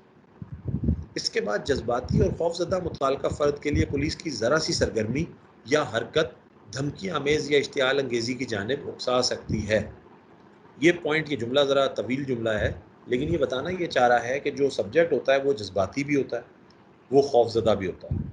जज्बात तो उसके बहुत ज़्यादा हैं और खौफज़दा इसलिए है कि कहीं ऐसा नहीं कि मैं ये सब कुछ कर बैठा हूँ, कहीं मुझे इसके लेने के देने ना पड़ जाएँ, कहीं मेरे खिलाफ कोई एक्शन ना हो जाए, कहीं मुझे कहीं से कोई स्नाइपर बैठ के शूट ना कर दे, कहीं मेरे खिलाफ कोई जो है वो ऑपरेशन ना लॉन्च कर दिया जाए। तो वो जो सब्जेक्ट है उसको बहुत सारे कंसर्न्स होते हैं, बहुत सारे उसके अंदर खदशात होते हैं, खौफ होते हैं और वो जज्बाती भी होता है। तो ऐसे शख्स को, ऐसे सब्जेक्ट को पुलिस की ज़रा सी सरगर्मी, पुलिस की ज़रा सी मूवमेंट या उसकी हरकत या आलमगीरी की जानिब उकसा सकती है। ये उसे इमोशनल भी कर सकती है, ये उसे थ्रेटनिंग भी कर सकती है, ये उसे प्रोवोक भी कर सकती है। इसकी मिसाल आपको मैं इस तरह दूँ कि आप एक जगह पर एक बिल्डिंग है, उस बिल्डिंग के अंदर जो है वो कोई होस्टेज टेकर्स घुस गए हैं, उन्होंने उस बिल्डिंग के अंदर लोगों को यरगमाल बना लिया। अब आप ये देख रहे हैं कि इस बिल्डिंग के अंदर लोग मौजूद हैं और उनको यरगमाल बना लिया गया है, कुछ होस्टेज टेकर्स भी इस बिल्डिंग के अंदर मौजूद हैं। अब आप ये कह रहे हैं कि इसको चारों तरफ से कॉर्डन कर दिया जाए। आपको पता है ना, सिचुएशन जब कोई serious situation, concerning situation create होती है, हम उस इलाके को, उस जगह को चारों तरफ से कॉर्डन कर देते हैं। तो आपने कहा कि राइट साइड पे भी रोड ब्लॉक कर दो, लेफ्ट साइड पे भी रोड ब्लॉक कर दो, पीछे का भी रोड ब्लॉक कर दो, आगे वाला भी, और इस सिचुएशन को कॉर्डन ऑफ कर दो, इस जगह को। अब आपने देखा, आप गुफ्तगू कर रहे हैं, सामने खिड़की के अंदर या खिड़की के पार आपका जो सब्जेक्ट है वो मौजूद है, आपने फ़ोन पे उसे डायल किया हुआ है, आप उससे बातचीत कर रहे हैं और आप उसे कहते हैं कि इसको बातचीत के ज़रिए मसले को हल करते हैं, लोगों की जानों का सवाल है, ख़ुद आपके मसाइल भी बहुत सारे हैं जो आपने मुझे बताए हैं, मैं नहीं चाहता कि आपके मसाइल में इजाफा हो, मैं ये चाहता हूँ कि आपके मसले हल हों, मैं आपके मसाइल हल करने की कोशिश कर रहा हूँ, लेकिन हम बातचीत के ज़रिए मसला हल करते हैं। आप भी फ़ोर्स यूज़ ना करें, मैं भी अपने लोगों को कह चुका हूँ, कोई फ़ोर्स यूज़ नहीं की जाएगी आपके ख़िलाफ़। मैं आपको ये यकीन दहानी करा रहा हूँ कि मेरी फ़ोर्स आपके ख़िलाफ़ एक्शन नहीं करेगी, ये मेरी हिदायत है उनको। आप ये बात कह रहे होते हैं, अचानक आप ये देखते हैं ये सारी बातें हो रही हैं और आप उसे एहसास दिलाने की कोशिश कर रहे हैं कि हम एक्शन करने नहीं जा रहे, हम पुरअमन तरीके से मसले को हल कर रहे हैं, आपकी डिमांड्स पे गौर किया जा रहा है वगैरह वगैरह। अचानक आप राइट साइड पे देखते हैं कि जो रोड ब्लॉक था वो किसी तरह रास्ते से हट गया और वहाँ से गाड़ियाँ आनी शुरू हो गई। अब जो पब्लिक है, जो पब्लिक कन्वेंस है या जो प्राइवेट गाड़ियाँ हैं वो आ रही हैं और इस तरफ बढ़ रही हैं, आपको पता है कि यहाँ आ गई तो यहाँ तो मसला क्रिएट हो जाएगा, इनको तो फौरी तौर पे रोकने की ज़रूरत है। तो आप फौरी तौर पे पुलिस को इशारा करते हैं कि जाओ जाओ उस तरफ उसे रोको। आपका ये इशारा देख के पुलिस एकदम दौड़ती है। अब इस मंजर को ज़रा जहन में लाएं कि एक तरफ सामने सब्जेक्ट है, आप उसे समझाने की कोशिश कर रहे हैं, बातचीत के ज़रिए मसला हल करना है, फोर्स को यूज़ नहीं करना वगैरह वगैरह, और दूसरी तरफ आप अपनी फोर्स को एकदम से कोई एब्रप्टली इशारा करते हैं मूवमेंट का और आपकी फोर्स एकदम से मूव करती है, दौड़ती है, भागती है, तो सामने जो सब्जेक्ट है उसके ऊपर एकदम क्या असर पड़ेगा? वो ये तो नहीं समझेगा कि भाई ये रोड ब्लॉक को क्लियर करने के लिए जा रहे हैं, ये ट्रैफिक को डाइवर्ट करने के लिए जा रहे हैं। वो एकदम सडन मूवमेंट देख के खौफजदा हो जाएगा और वो ये सोचेगा ये शायद पुलिस मेरे खिलाफ कोई एक्शन करने के लिए निकल पड़ी है, और उसका ये खौफजदा होना उसको कोई गलत कदम उठाने पे भी मजबूर कर सकता है। तो ज़रा सी मूवमेंट जो है, जो यहाँ बताया गया है कि सब्जेक्ट चूँकि ऑलरेडी जज्बाती भी है, खौफज़दा भी है, तो पुलिस की ज़रा सी मूवमेंट या ज़रा सी सरगर्मी जो है, वो उस सब्जेक्ट के लिए धमकी आमेज़ या इश्तियाल अंगेज़ भी हो सकती है। वो उसे धमकी आमेज़ लगे, वो उसे थ्रेटनिंग लगे या उसे इश्तियाल अंगेज़ लगे, उसे प्रोवोकेटिव लगे, ये भी हो सकता है। लिहाज़ा पुलिस की तमाम मूवमेंट्स, लॉ एनफोर्समेंट की तमाम मूवमेंट्स बड़ी नपी-तुली होनी चाहिए, बड़ी मोहतात होनी चाहिए, बड़ी प्रिसाइज़ और सिंक्रोनाइज़्ड होनी चाहिए। ये बड़ा ज़रूरी है। और ये कैसे होगा? ये ऐसे होगा कि पहले आप इसको स्टडी करें, इन मॉड्यूल्स को स्टडी करें, इनके पॉइंट्स को समझें, फिर उसके बाद आपकी जो टीम्स हैं, आप उनके साथ इन्हें डिस्कस करें, उनके साथ शेयर करें, फिर उसके बाद मॉक एक्सरसाइजेस करें। एक बहुत अच्छा तरीका इन सिचुएशन से डील करने का मॉक एक्सरसाइज करना होता है। जब आप एक मॉक एक्सरसाइज करते हैं कि यहाँ पर मिसाल के तौर पे कुछ यरगमाली आए हुए हैं, यरगमाली लोग हैं जिन्हें यरगमाल बना लिया गया, कोई क्रिमिनल्स, कोई सब्जेक्ट्स यहाँ हैं और वो डिमांड्स पेश कर रहे हैं, तो सामने एक नेगोशिएशंस टीम हो, एक ऑपरेशनल टीम हो, एक असॉल्ट टीम हो, एक स्वाट टीम हो, एक कॉर्डन टीम हो, एक रेस्क्यू टीम हो, एक सप्लाईज वाली टीम हो। इस तरह 5-7 टीम्स बनाकर, छोटी-छोटी 1-1, 2-2 लोगों की टीम्स बनाकर भले, और आप उनके साथ एक प्रैक्टिस करें कि अगर ऐसी सिचुएशन बन जाए तो हम में से कौन क्या करेगा। ये जो मॉक एक्सरसाइज है, ये जो प्रैक्टिस है, ये जो ड्रिल है, ये आपको बहुत हेल्प करती है कि आप मुश्किल सिचुएशन में, क्राइसिस सिचुएशन में जब अमल करेंगे तो आप बेहतर तरीके से अमल कर सकेंगे। So this is a very very important tool, very very important point, जिसको आप फॉलो करते हुए अपने आप को मुश्किल वक्त के लिए, क्राइसिस तैयार कर सकते हैं। नेक्स्ट स्लाइड, कमांडर के पर्सपेक्टिव को बताया जा रहा है। नेक्स्ट स्लाइड के अंदर कमांडर के पर्सपेक्टिव या उसके नुक्ता निगाह को बताया जा रहा है। सबसे पहली बात तो ये बताई जा रही है कि जाए वक़ुआ का कमांडर, जाए वक़ुआ पे जो शख्स मौजूद है, पुलिस ऑफिसर, वो ही असल में कमांडर का रोल प्ले कर सकता है। दूर से बैठा कोई शख्स टेलीफोन पे, वीडियो लिंक पे कमांड कर रहा हो तो वो कमांड जो होती है वो इफेक्टिव नहीं होती। ग्राउंड पे मौजूद, जाए वक़ुआ पे मौजूद, सीन ऑफ क्राइम के ऊपर मौजूद जो शख्स होता है, सीनियर, उनमें से जो सीनियर ऑफिसर है वो ही कमांडर होना चाहिए। उसे हम ऑन सीन कमांडर कहते हैं। और हम उसको ये कह रहे हैं कि ऑन सीन कमांडर को जो इंस्ट्रूमेंटल सिचुएशन है और एक्सप्रेसिव सिचुएशन है, इनकी जो डिफरेंसेस हैं, ख़ास तौर पे जो बिहेवियरल या मोटिवेशनल डिफरेंसेस हैं, उनको समझना चाहिए। इंस्ट्रूमेंटल और एक्सप्रेसिव सिचुएशन के दरमियान के फ़र्क को समझना चाहिए और उसे मलहूज़े ख़ातिर रखते हुए इसे बखूबी वाकिफ़ हो जाना चाहिए, ताकि ये जो एक्सप्रेशन है, जो एक्सप्रेसिव सिचुएशंस हैं या जो इंस्ट्रूमेंटल सिचुएशंस हैं, उनमें कौन सा अमल करना है, कौन सा अमल नहीं करना, किस तरह की बातचीत करनी है, किस तरह से गुफ्तगू करनी है, किस तरह मुज़ाकरात करने हैं, टाइम बाय करना है या उसके जहन को रीड करके उसके हिसाब से आगे बढ़ना है, ये तमाम चीज़ों पर वो अपना एक नुक्ता नज़र बनाए, उसका एक प्रॉपर पर्सपेक्टिव होना चाहिए, क्लियर पर्सपेक्टिव होना चाहिए। उससे कोई सवाल पूछा जाए उस सिचुएशन से मुताल्लिक, तो कमांडर को ज़्यादा देर सोचने की नहीं पड़े, बल्कि वो एग्जैक्टली उसका आंसर बताए कि देखिए ये इस तरह है और ये इस तरह है। हाँ, फैक्ट्स एंड फिगर्स के हवाले से इंसान को बाज़ औक़ात सोचना पड़ जाता है, लेकिन कमांडर को बाकी तमाम चीज़ें, तमाम अवामिल, तमाम स्टेप्स बिल्कुल वाज़े होने चाहिए। ये कमांडर के पर्सपेक्टिव से बात है। इसके बाद नेक्स्ट स्लाइड के अंदर हम आते हैं नेगोशिएशंस पे, यानी मुज़ाकरात पे, और टेक्निक्स यानी हिकमत अमली की जो टेक्निक्स हैं वो क्या हैं मुज़ाकरात के हवाले से। सबसे पहले लीनियर अप्रोच की बात की है। लीनियर अप्रोच क्या है? पहले हम बातचीत करते हैं, उनसे पूछते हैं, फिर हम उन्हें बाहर निकालने के लिए ताकत का इस्तेमाल करते हैं। यानी पहले बातचीत होगी और उसके बाद ज़रूरी है कि ताकत का इस्तेमाल भी किया जाएगा। तो ये लीनियर अप्रोच है। लीनियर अप्रोच, पहले बातचीत फिर ताकत का इस्तेमाल, पहले बातचीत फिर ताकत का इस्तेमाल, ये लीनियर अप्रोच है। इसमें हम बातचीत कर तो रहे हैं, लेकिन हमें पता है कि ताकत का इस्तेमाल भी लाजमन होना है। और हम बातचीत जब कर रहे हैं तो हमें ये पता है कि ये पहली बातचीत है, ये बातचीत ज़्यादा देर नहीं रहेगी, फिर ताकत के इस्तेमाल पे ये एंड अप करेगी। ये लीनियर अप्रोच है। इसमें नंबर 3 बुलेट पे बता रहा है कि हिकमत अमली सिर्फ नाकाम मुज़ाकरात की अक्कासी नहीं करती। यानी जब आप एक्शन ले रहे होते हैं, जब आप असॉल्ट कर रहे होते हैं, जब आप ऑपरेशन लॉन्च कर रहे होते हैं, तो इसका ये मतलब नहीं होता कि आपके मुज़ाकरात फेल हो गए हैं। ये एक बड़ा आपके लिए डिफरेंट या एक यूनिक किस्म का स्टेटमेंट हो सकता है। आप ये कहेंगे कि जनाब फोर्स का इस्तेमाल हुआ है, ताकत का इस्तेमाल हुआ है, तो इसका मतलब यही है कि मुज़ाकरात फेल हो गए। ज़ाहिर है मुज़ाकरात कामयाब हो जाते तो ताकत का इस्तेमाल क्यों होता?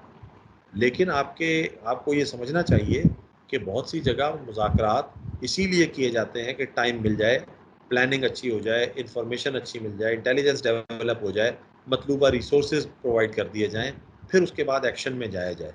सो टाइम गुजारना जो होता है वो भी बाज़ औक़ात एक मुज़ाकरात का मकसद होता है, और मुज़ाकरात के ज़रिए से अगर टाइम बाय कर लिया जाए तो मुज़ाकरात कामयाब हो जाते हैं। सो हर किस्म के मुज़ाकरात में ये नहीं होता कि मुज़ाकरात की कामयाबी का एक ही उसूल है, एक ही पैमाना है, एक ही स्केल है कि जनाब अगर फ़ोर्स यूज़ ना करनी पड़ी, बातचीत से मसला हल हो गया तो समझे मुज़ाकरात कामयाब हैं, और अगर फ़ोर्स यूज़ करनी पड़ी तो मुज़ाकरात नाकाम है। ऐसा नहीं है। फिर हिकमत अमली का मौसर इस्तेमाल मुज़ाकरात की हौसला अफजाई करता है। यानी कि हिकमत अमली जो टैक्टिक्स वगैरह है इनका प्रॉपर यूज़ करना होता है, ये भी मुज़ाकरात की हौसला अफजाई करता है। फिर लीनियर एप्लीकेशन ऑफ फोर्स यानी सतही ताकत के इस्तेमाल के नतीजे में मजबूत मुज़ाहिमत होती है। जब आप सीधे सीधे फोर्स यूज़ करते हैं, जब आप उसके साथ बाकी तमाम जो फैक्टर्स हैं उनका ख्याल नहीं करते, तो आपको अक्सर जो रेजिस्टेंस होती है वो बहुत स्ट्रॉन्ग होती है, बहुत पावरफुल रेजिस्टेंस होती है, बहुत फोर्सफुल रेजिस्टेंस होती है, बड़ी स्ट्रॉन्ग रेजिस्टेंस आपको फेस करनी पड़ती है। लीनियर एप्लीकेशन ऑफ फोर्स में सीधी सीधी जब आप फोर्स यूज़ कर लेते हैं और आप बाकी टेक्निक को यूज़ नहीं कर रहे होते, बाकी ऑप्शंस को अवेल नहीं कर रहे होते, तो अक्सर स्ट्रॉन्ग किस्म की जो रेजिस्टेंस है वो आती है। नेक्स्ट स्लाइड, जिसमें हम पैरेलल अप्रोच की बात कर रहे हैं, यानी पैरेलल एप्लीकेशन की हम बात कर रहे हैं। और हम ये कह रहे हैं कि पहले तो हमने लीनियर अप्रोच की बात की थी। लीनियर अप्रोच का मतलब ये था कि सीधे सीधे आपने बातचीत की, और बातचीत करने के बाद आप फोर्स के यूज़ के ऊपर आ गए। जबकि पैरेलल अप्रोच के अंदर होता क्या है? पैरेलल अप्रोच में ये होता है कि एक साथ दोनों चीज़ों पे काम किया जा रहा होता है। यहाँ कॉन्सेप्ट ये देने की कोशिश की जा रही होती है कि जो पैरेलल एप्लीकेशन है इसका मतलब ये है कि दोनों कंपोनेंट्स एक दूसरे की सिंक्रोनाइजेशन में इस्तेमाल किए जा रहे हैं, दोनों एक दूसरे के साथ प्रॉपर टाइमिंग के साथ, हम आहंगी के साथ इस्तेमाल किए जा रहे हैं। इसमें यरगमाली वाक़या जो है, जो होस्टेज सिचुएशन है उसके अंदर, या बैरिकेड सिचुएशन है, जैसे कहीं आप जो है वो बैरिकेड्स लगाकर एहतजाज हो रहा होता है, रास्ते बंद करके एहतजाज हो रहा होता है, वगैरह वगैरह, उन सिचुएशन में जो बेसिक दो कंपोनेंट्स हैं उनको पैरेलल में यूज़ किया जा रहा होता है, दोनों प्राइमरी कंपोनेंट्स को सिंक्रोनाइजेशन में यूज़ किया जा रहा होता है। यहाँ पर हम कर क्या रहे होते हैं? हम एक मवाजना कर रहे होते हैं। मवाजना यानी कंपैरिजन कर रहे होते हैं। किन दो चीज़ों का कंपैरिजन कर रहे होते हैं? एक, मुज़ाकरात के ज़रिए मुआहिदत तक पहुँचने के फ़ायदे, और दूसरा इख्तलाफ के खदशात मुमकिन तौर पर हिकमत अमली की मुदाखलत का बाइस बनते हैं। सो हम यहाँ दो बातें कर रहे होते हैं। एक तो ये कर रहे होते हैं कि मुज़ाकरात के ज़रिए मुआहदे तक पहुँचने के क्या फ़ायदे हैं। हम सामने सब्जेक्ट को ये बता रहे होते हैं, सब्जेक्ट को अवेयर करने की कोशिश कर रहे होते हैं कि देखो मुज़ाकरात हुए, मुज़ाकरात और नेगोशिएशंस के ज़रिए अगर हम नतीजे तक पहुँचे, मुआहदे तक पहुँचे, तो उससे क्या फ़ायदे होंगे, आपको क्या फ़ायदा होगा, हमें क्या फ़ायदा होगा, आपकी फैमिली को क्या फ़ायदा होगा। अगर वो कोई पॉलिटिकल एजेंडा लेके आए तो हम कहते हैं आपकी पार्टी को क्या फ़ायदा होगा। अगर वो कोई रिलीजियस एजेंडा लेके आए तो हम कहते हैं आपकी जमात, जो मजहबी जमात है, उसको क्या फ़ायदा होगा। अगर कोई जो है वो फाइनेंशियल इशू, फाइनेंशियल अपने तकाज़े लेकर आया तो हम कहते हैं आपको फाइनेंशियली कौन सा फ़ायदा होगा। हम उन्हें फ़ायदे की बात बताते हैं कि मुज़ाकरात के ज़रिए अगर मुआहदे तक पहुँचेंगे आप, बातचीत के ज़रिए मसला हल करेंगे तो कितने फ़ायदे हो सकते हैं। और साथ साथ हम कहते हैं कि इख्तलाफ के खदशात मुमकिना तौर पर हिकमत अमली की मुदाखलत का बाइस बनते हैं। यानी यहाँ पर हम ये करते हैं कि एक तरफ तो हमने बताया कि जी बातचीत से, नेगोशिएशन से एग्रीमेंट हो गया तो उसका क्या फ़ायदा होगा, उसके क्या एडवांटेज होंगे, उसके क्या आपको कॉन्सिक्वेंसेस होंगे, अच्छे कॉन्सिक्वेंसेस होंगे, अच्छे रिजल्ट्स निकलेंगे। दूसरी तरफ हम ये बताते हैं कि इख्तलाफ के खदशात में मुमकिना तौर पर हिकमत अमली की मुदाखलत का बाइस बन सकता है। हम साथ साथ ये बता रहे होते हैं कि जो कन्फ्रंटेशन है, ये जो तसादुम करना है, ये जो लड़ाई करनी है, इख्तलाफ करना है, इसका अगर खदशा हुआ तो उसमें मुमकिना तौर पर हम हिकमत अमली की मुदाखलत की तरफ भी जा सकते हैं, टेक्टिकल इंटरवेंशन की तरफ भी जा सकते हैं, यूज़ ऑफ फोर्स की तरफ भी जा सकते हैं। तो आप एक तरफ इनकरेज कर रहे हैं बातचीत पे और दूसरी तरफ ये भी बता रहे हैं कि बातचीत कामयाब ना हुई तो ये नतीजे निकलेंगे। इस तरह आप बातचीत करने वाले सब्जेक्ट को एक किस्म का तंबीह भी कर रहे हैं और माइंडसेट दे रहे हैं कि देखें, बातचीत के ज़रिए मसले को हल कर लें, इसी में आपका भी फ़ायदा है, इसी में हमारा भी फ़ायदा है और ओवरऑल सिचुएशन का भी फ़ायदा है। अगर बातचीत से आपने मसला हल नहीं किया, इख्तलाफात हुए और इख्तलाफात में खदशात बढ़ गए या इख्तलाफात ज़्यादा हाई हो गए, अदालतों की तरफ से भी ऑर्डर या दूसरी इस तरह की चीज़ें होती हैं, उसमें भी इख्तलाफ हुए, तो हम इस तरह की बात करते हैं कि इख्तलाफ का खदशा अगर हुआ और इख्तलाफात हुए, बात बढ़ी, तो फिर जो हम टैक्टिकल इंटरवेंशन भी कर सकते हैं, फिर हम फोर्स भी यूज़ कर सकते हैं, फिर हम यूज़ ऑफ फोर्स की तरफ जा सकते हैं। तो इस पॉलिसी को अंग्रेजी के अंदर आपने एक टर्म ज़्यादातर लोगों ने सुनी होगी, carrot and stick. Carrot and stick वाली पॉलिसी, एक तरफ आप कैरेट दिखा रहे हैं, एक तरफ आप कह रहे हैं कि अच्छे बच्चे बनने के क्या फ़ायदे हैं, बात मानने के क्या फ़ायदे हैं, अच्छा बिहेव करने के क्या फ़ायदे हैं। आप बच्चों के साथ भी डील कर रहे होते हैं घरों में, तो आप उन्हें बता रहे होते हैं कि देखो भाई, बात मानोगे तो तुम्हें टॉफ़ी मिलेगी, तुम्हें बिस्किट मिलेंगे, तुम्हें गिफ्ट मिलेगा, तुम्हें सैर पे लेके जाई जाएगी, लेकिन अगर बात नहीं मानोगे तो सज़ा मिलेगी, फिर तुम्हारा जो टीवी टाइम है वो क्लोज हो जाएगा, तुम्हें मोबाइल नहीं मिलेगा।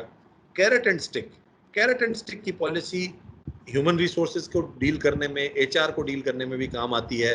ये हम बाज़ औक़ात क्रिमिनल्स की इंटेरोगेशन या इन्वेस्टिगेशन कर रहे होते हैं तो भी पुलिस ऑफिसर्स, आप जानते हैं कि हम इसमें ये बाज़ औक़ात ये कोशिश कर रहे होते हैं कि उनको ये बताएं कि भाई देखो, तुम हमें सच सच बताओगे तो हम तुम्हें ये इंसेंटिव दे देंगे, और अगर तुमने सच नहीं बताया तो तुम्हारे साथ ये होगा, तुम्हारे साथ ये होगा, तुम्हारे साथ ये होगा। साथ साथ उसे मोटिवेट कर रहे हैं, साथ साथ डरा भी रहे हैं कि अगर नहीं मानना तो ये होगा। तो ये दोनों चीज़ें जब पैरेलल में चलती हैं, इसे मुतवाज़ी अमल कहते हैं, इसे पैरेलल एप्लीकेशन कहते हैं, और ये ज़्यादा एडवाइजेबल है, ज़्यादा रेकमेंडेड है।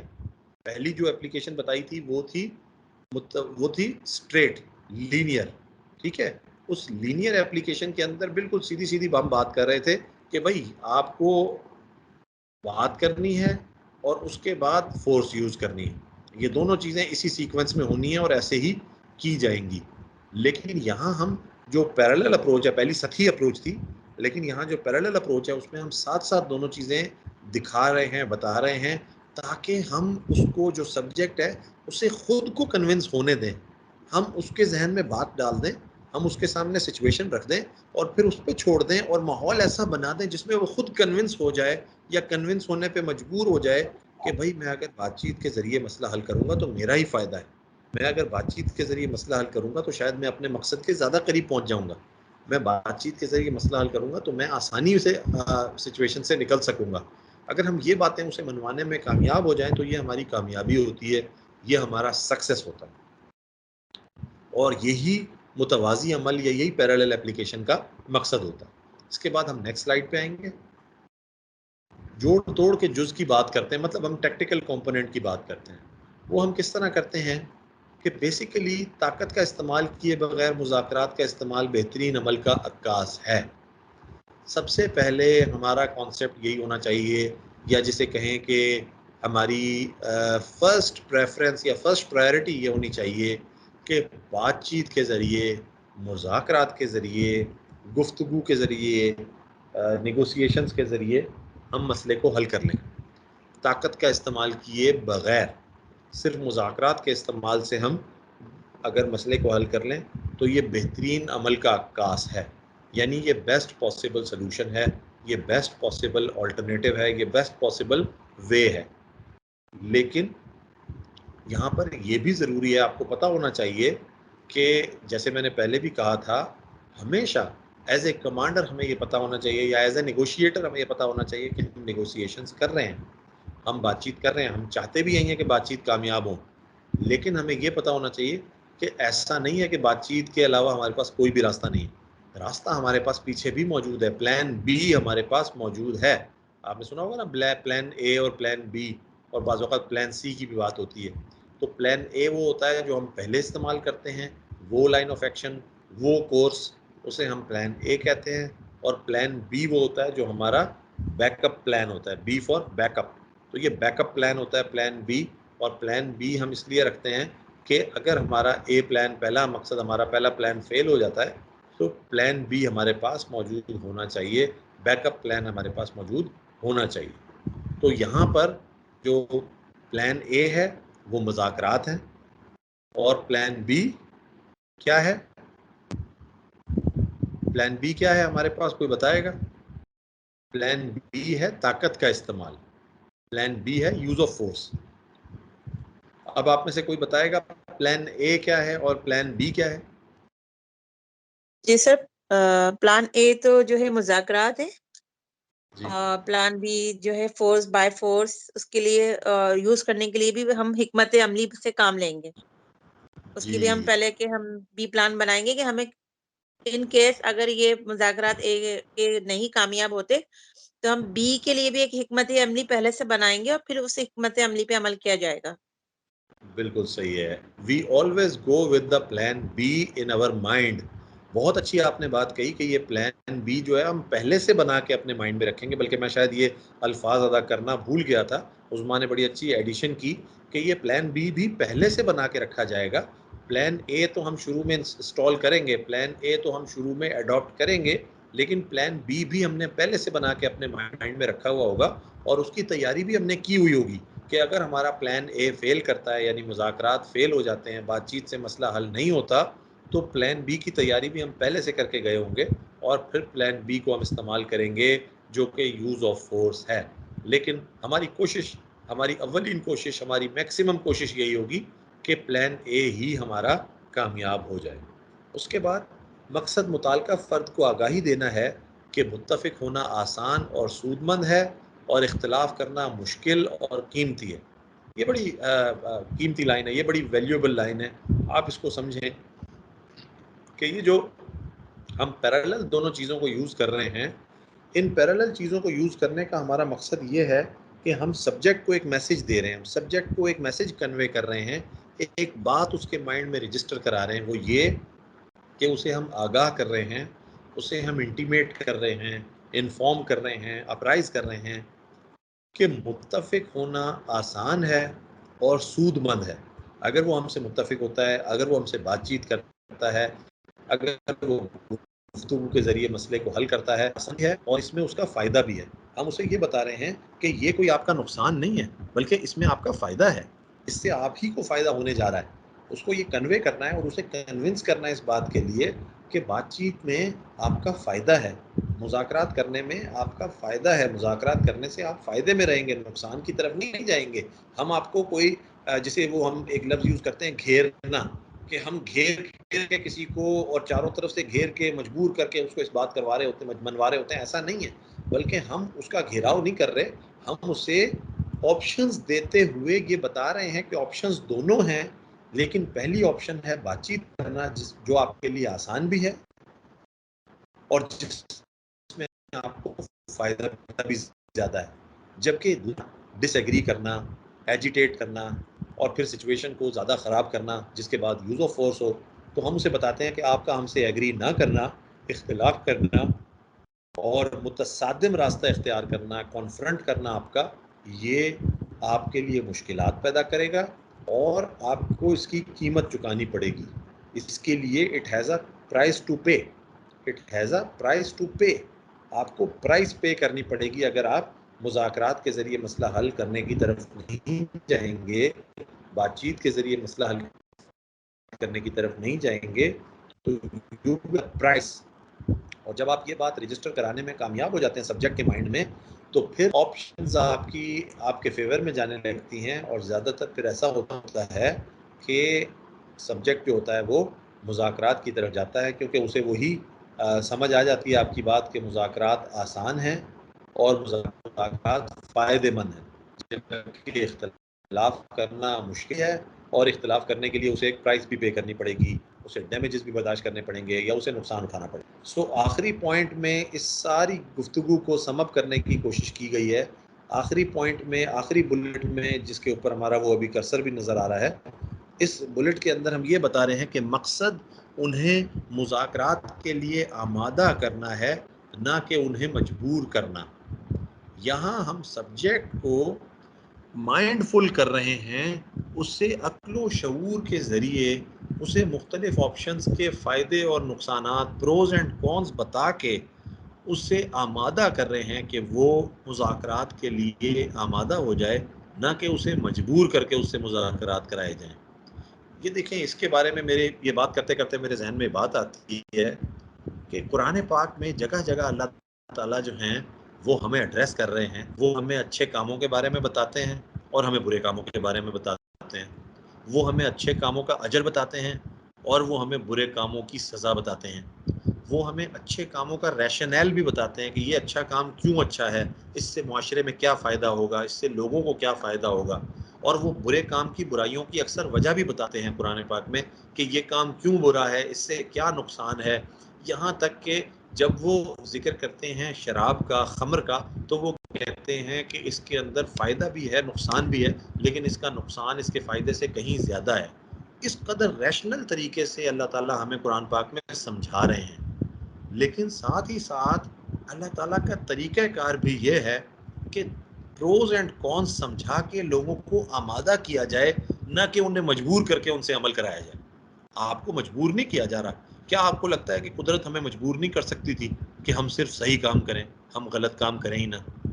कुदरत हमें चाहती तो हमें मजबूर कर सकती थी, लेकिन अल्लाह की कुदरत ने ऐसा नहीं किया। उसने हमारे सामने दोनों ऑप्शंस रख दी। God created us and gave us both the options in our hands, whichever we like to choose. He told us, he guided us about the pros and cons of both choices. उसने हमें दोनों choices दी और दोनों choices के pros and cons के बारे में बताया, और फिर ये choice हम पे छोड़ दी कि हम किस तरफ जाते हैं। लेकिन साथ साथ वो ये चाह रहा है, वो ये कोशिश कर रहा है, जो कि उसकी बातों में, जो कि उसके हुक्म में नज़र आ रहा है, कि आपको प्रोज एंड कॉन्स बता के आमादा किया जाए कि आप खुद अच्छे काम की तरफ जाएं, ना कि आपको मजबूर करके अच्छे काम की तरफ ले जाया जाए। समझ रहे हैं? यही पॉइंट हम यहाँ पर करने की कोशिश कर रहे हैं। ये बड़ा एक जो है वो डेलिकेट सा कंपैरिजन है जो मैंने किया है, कि यही काम हम यहाँ करने की कोशिश कर रहे हैं कि हम सब्जेक्ट को ये बता रहे हैं कि आपने जो बातें, जो आपने जो मुतालबात रखे हैं, हम उनको पे अमल। सबसे पहले तो हम सब्जेक्ट को ये बता रहे हैं कि हम आपकी बात सुन रहे हैं। We are here to listen to you. हम आपकी बात सुन रहे हैं और हम आपकी बात को समझ भी रहे हैं। हम आपके मसाइल का इदराक रखते हैं और हम आपकी सिचुएशन को अंडरस्टैंड करते हैं। एम्पैथी के अल्फाज जब आप उससे कहते हैं, जब आप उसे कहते हैं कि हमें अंदाज़ा है कि आप किस तकलीफ़ से गुज़र रहे हैं, या हमें अंदाज़ा है कि ये तो बड़ा मुश्किल हुआ होगा आपके लिए, ये तो बड़ी तकलीफ़ दह बात है, ये बड़ी परेशानी की बात है, कोई भी होता तो बहुत परेशान होता, बड़ा फ्रस्ट्रेट होता। आप एम्पैथी के ज़रिए उसे ये बता रहे हैं इन जुमलों के ज़रिए कि हम आपके मसाइल को समझ रहे हैं, आपकी परेशानी, आपकी दुख तकलीफ़ को हम समझ रहे हैं और हम आपके साथ शामिल हैं, शरीक हैं इस दुख में, इस परेशानी में। एम्पैथी क्रिएट करने के बाद फिर आप हमसे ये कह रहे हैं कि अब हम आपके मसाइल समझ चुके हैं, अब हम इनके हल के लिए कोशिश कर रहे हैं, अब हम इनके हल के लिए कोशिश कर रहे हैं, स्ट्रगल कर रहे हैं, ट्राई हैं। जो मसाइल आपके हैं उनको हल करना आपका ऑब्जेक्टिव है, तो हमारा ऑब्जेक्टिव भी यही है कि आपके मसाइल हल हों। लेकिन फिर आप उसे ये कहते हैं कि इन मसाइल के हल करने के लिए मुज़ाकरात का रास्ता ज़्यादा बेहतर है बनिस्बत एक्शन का इस्तेमाल करना, बनिस्बत इख्तिलाफ करना, बनिस्बत तसादुम करना। सो आप अगर मुज़ाकरात के ज़रिए, हमसे बातचीत के ज़रिए, नेगोशिएशंस के ज़रिए ये मसला हल करने की कोशिश करेंगे तो हमें उम्मीद है कि आपका मसला आसानी से हल हो जाएगा। हमें उम्मीद है कि आपको ज़्यादा बेहतर रिजल्ट्स मिलेंगे। हमें उम्मीद है कि आपको कम परेशानी का सामना करना पड़ेगा। लेकिन अगर आप मुज़ाकरात की तरफ ना आए और आप तसादुम की तरफ चले गए, आप इख्तिलाफ की तरफ चले गए, तो फिर उसकी एक कीमत भी आपको पे करनी पड़ेगी। वो एक मुश्किल रास्ता होगा। सो इस तरह से आप एक प्लॉट क्रिएट करके, एक माहौल बना के, एक एयर क्रिएट करके उसके अंदर अपने सब्जेक्ट को इस तरफ लेकर आते हैं कि आप बातचीत के ज़रिए ये मसला हल कर लें और आप मुज़ाकरात के ज़रिए इस मसले के हल की तरफ तवज्जो दें। सो ये हमारी आज की लास्ट स्लाइड थी। इसके बाद नेक्स्ट स्लाइड में हम आज का असाइनमेंट ये है, मैं असाइनमेंट को थोड़ा सा ब्रीफ करूँ, फिर हम तज्ज़िये की तरफ आते हैं। क्या क्या असाइनमेंट की ब्रीफिंग भी हो जाए तो इस मुतालिक आपके जहन में इस दौरान में कोई क्वेश्चन आता है, कोई क्वेरी आती है, कोई ऑब्जर्वेशन या एक्सप्लेनेशन आप चाहते हैं तो वो हम दे दें। तो असाइनमेंट ये है कि 2003 का सियालकोट जेल का यरगमाली बहरान या 2016 राजनपुर के कच्चे के इलाके में जो पुलिस के लिए बहरान पैदा हुआ, इनके कमांडर्स के लिए हैंड आउट नंबर 1 मुज़ाकराती तसव्वुरात इस्तेमाल करें ताकि ज़्यादा मस्बत नताइज हासिल किए जा सकें। इसे वीडियो पर रिकॉर्ड करें और अपलोड करें। हैंड आउट नंबर 1 में सबसे पहले कमांडर के लिए गुफ्तो शनीद के तसव्वुरात बताए जा रहे हैं, यानी कॉन्सेप्ट्स बताए जा रहे हैं कि कमांडर को गुफ्तो शनीद करते हुए क्या कॉन्सेप्ट्स होने चाहिए। सबसे पहले खुद पर काबू। बहरानी सूरत-ए-हाल का वाहिद पहलू जिस पर हमारा मुकम्मल कंट्रोल होता है वो हमारे अपने जज्बात और रवैये हैं। तहम्मुल या बर्दाश्त कमज़ोरी नहीं है। ज़रूरी अमल से बचें जो मसनूई दबाव के तहत हल किए के लिए इस्तेमाल होता है। एक पुरअमन हल के लिए अपने आप जो आप चाहते हैं, जो तमाम इक़दामात को कम करें, इन्हें मौसर बनाएं। यानी अगर आप चाहते हैं बातचीत के ज़रिए मसला हल हो तो फिर वो इक़दामात करें जो तसादुम, जो कोलिजन, जो झगड़े को कम करें और उनको इफ़ेक्टिवली इस्तेमाल करें। मुताल्लिका फ़र्द की बात को सुनना सबसे ज़्यादा मौसर तरीन ज़रिया है। इसके बाद मुतवाज़ी अमल नंबर 2 बता रहा है, इसको ज़रा ऊपर स्क्रॉल करेंगे। मुतवाज़ी अमल या पैरेलल एप्लीकेशन की बात की थी कि ज़्यादा से ज़्यादा असरअंदाज होने के लिए हमें हम आहंगी करनी है। जैसे मैंने आपको बताया था कि दोनों बातें करनी है। एक तरफ हमने बातचीत करनी है, बातचीत के फ़वाइद बताने हैं, दूसरी तरफ हमने ये बताना है कि अगर ये बातचीत ना हुई, तसादुम की तरफ गए तो उससे क्या नुकसानात होते हैं। फिर इब्तदाई कार्रवाइयों के लिए हमने बात की है। इब्तदाई कार्रवाइयों के हवाले से हमने कुछ मैसेजेस दिए हैं, जैसे जितना जल्दी हो मुताल्लिका फ़र्द के साथ मुज़ाकरात करें, ज़बानी तौर पे उसे कंटेन करने की कोशिश करें, टेलीफोन लाइन को अलग कर लें, उसे ट्रेस करने की कोशिश करें ताकि टेलीफोन पे ऑब्जर्वेशन लग सके। बहरानी मुकाम पर बिजली बंद करने में जल्दी ना करें, यानी इलेक्ट्रिसिटी बहाल रखनी चाहिए वहाँ पर। फेडरल एविएशन अथॉरिटी, ये तो खैर फ्लाइट्स के हवाले से है, ये हमारे यहाँ इतना नहीं होता, लेकिन ड्रोन कैमरा वगैरह आजकल हमारे इस्तेमाल होते हैं, वो इस जगह पर ना आए। फिर तशवीशनाक असाइनमेंट, यानी कि यरगमाली शख्स को रियायत के मुतालबात के बतौर इस्तेमाल कर रहा है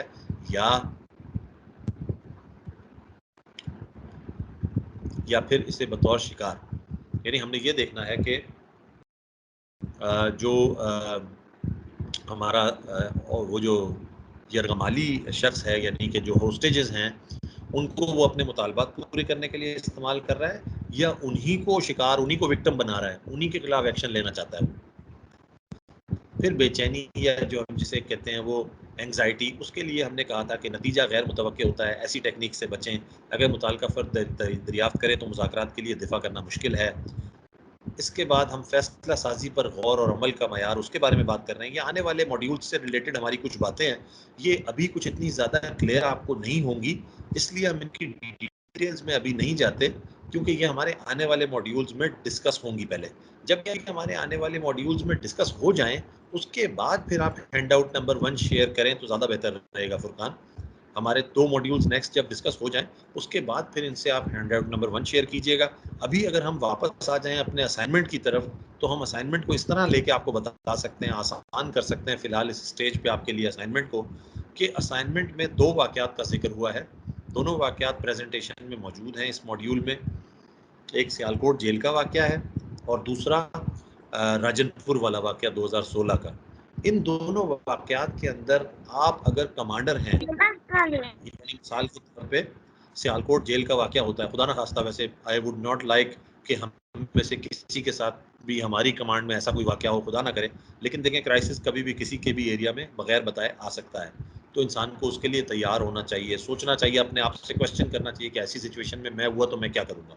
तो अगर सियालकोट वाले वाक़े पे आप उस इलाके के कमांडर हों, या 2016 जो राजनपुर वाला वाक़या है, राजनपुर में जो कच्चे के मसाइल चल रहे हैं, वहाँ पर कोई ऑपरेशन हो रहा है और आप उसके कमांडर हैं, तो आप बेसिक कौन से कॉन्सेप्ट्स के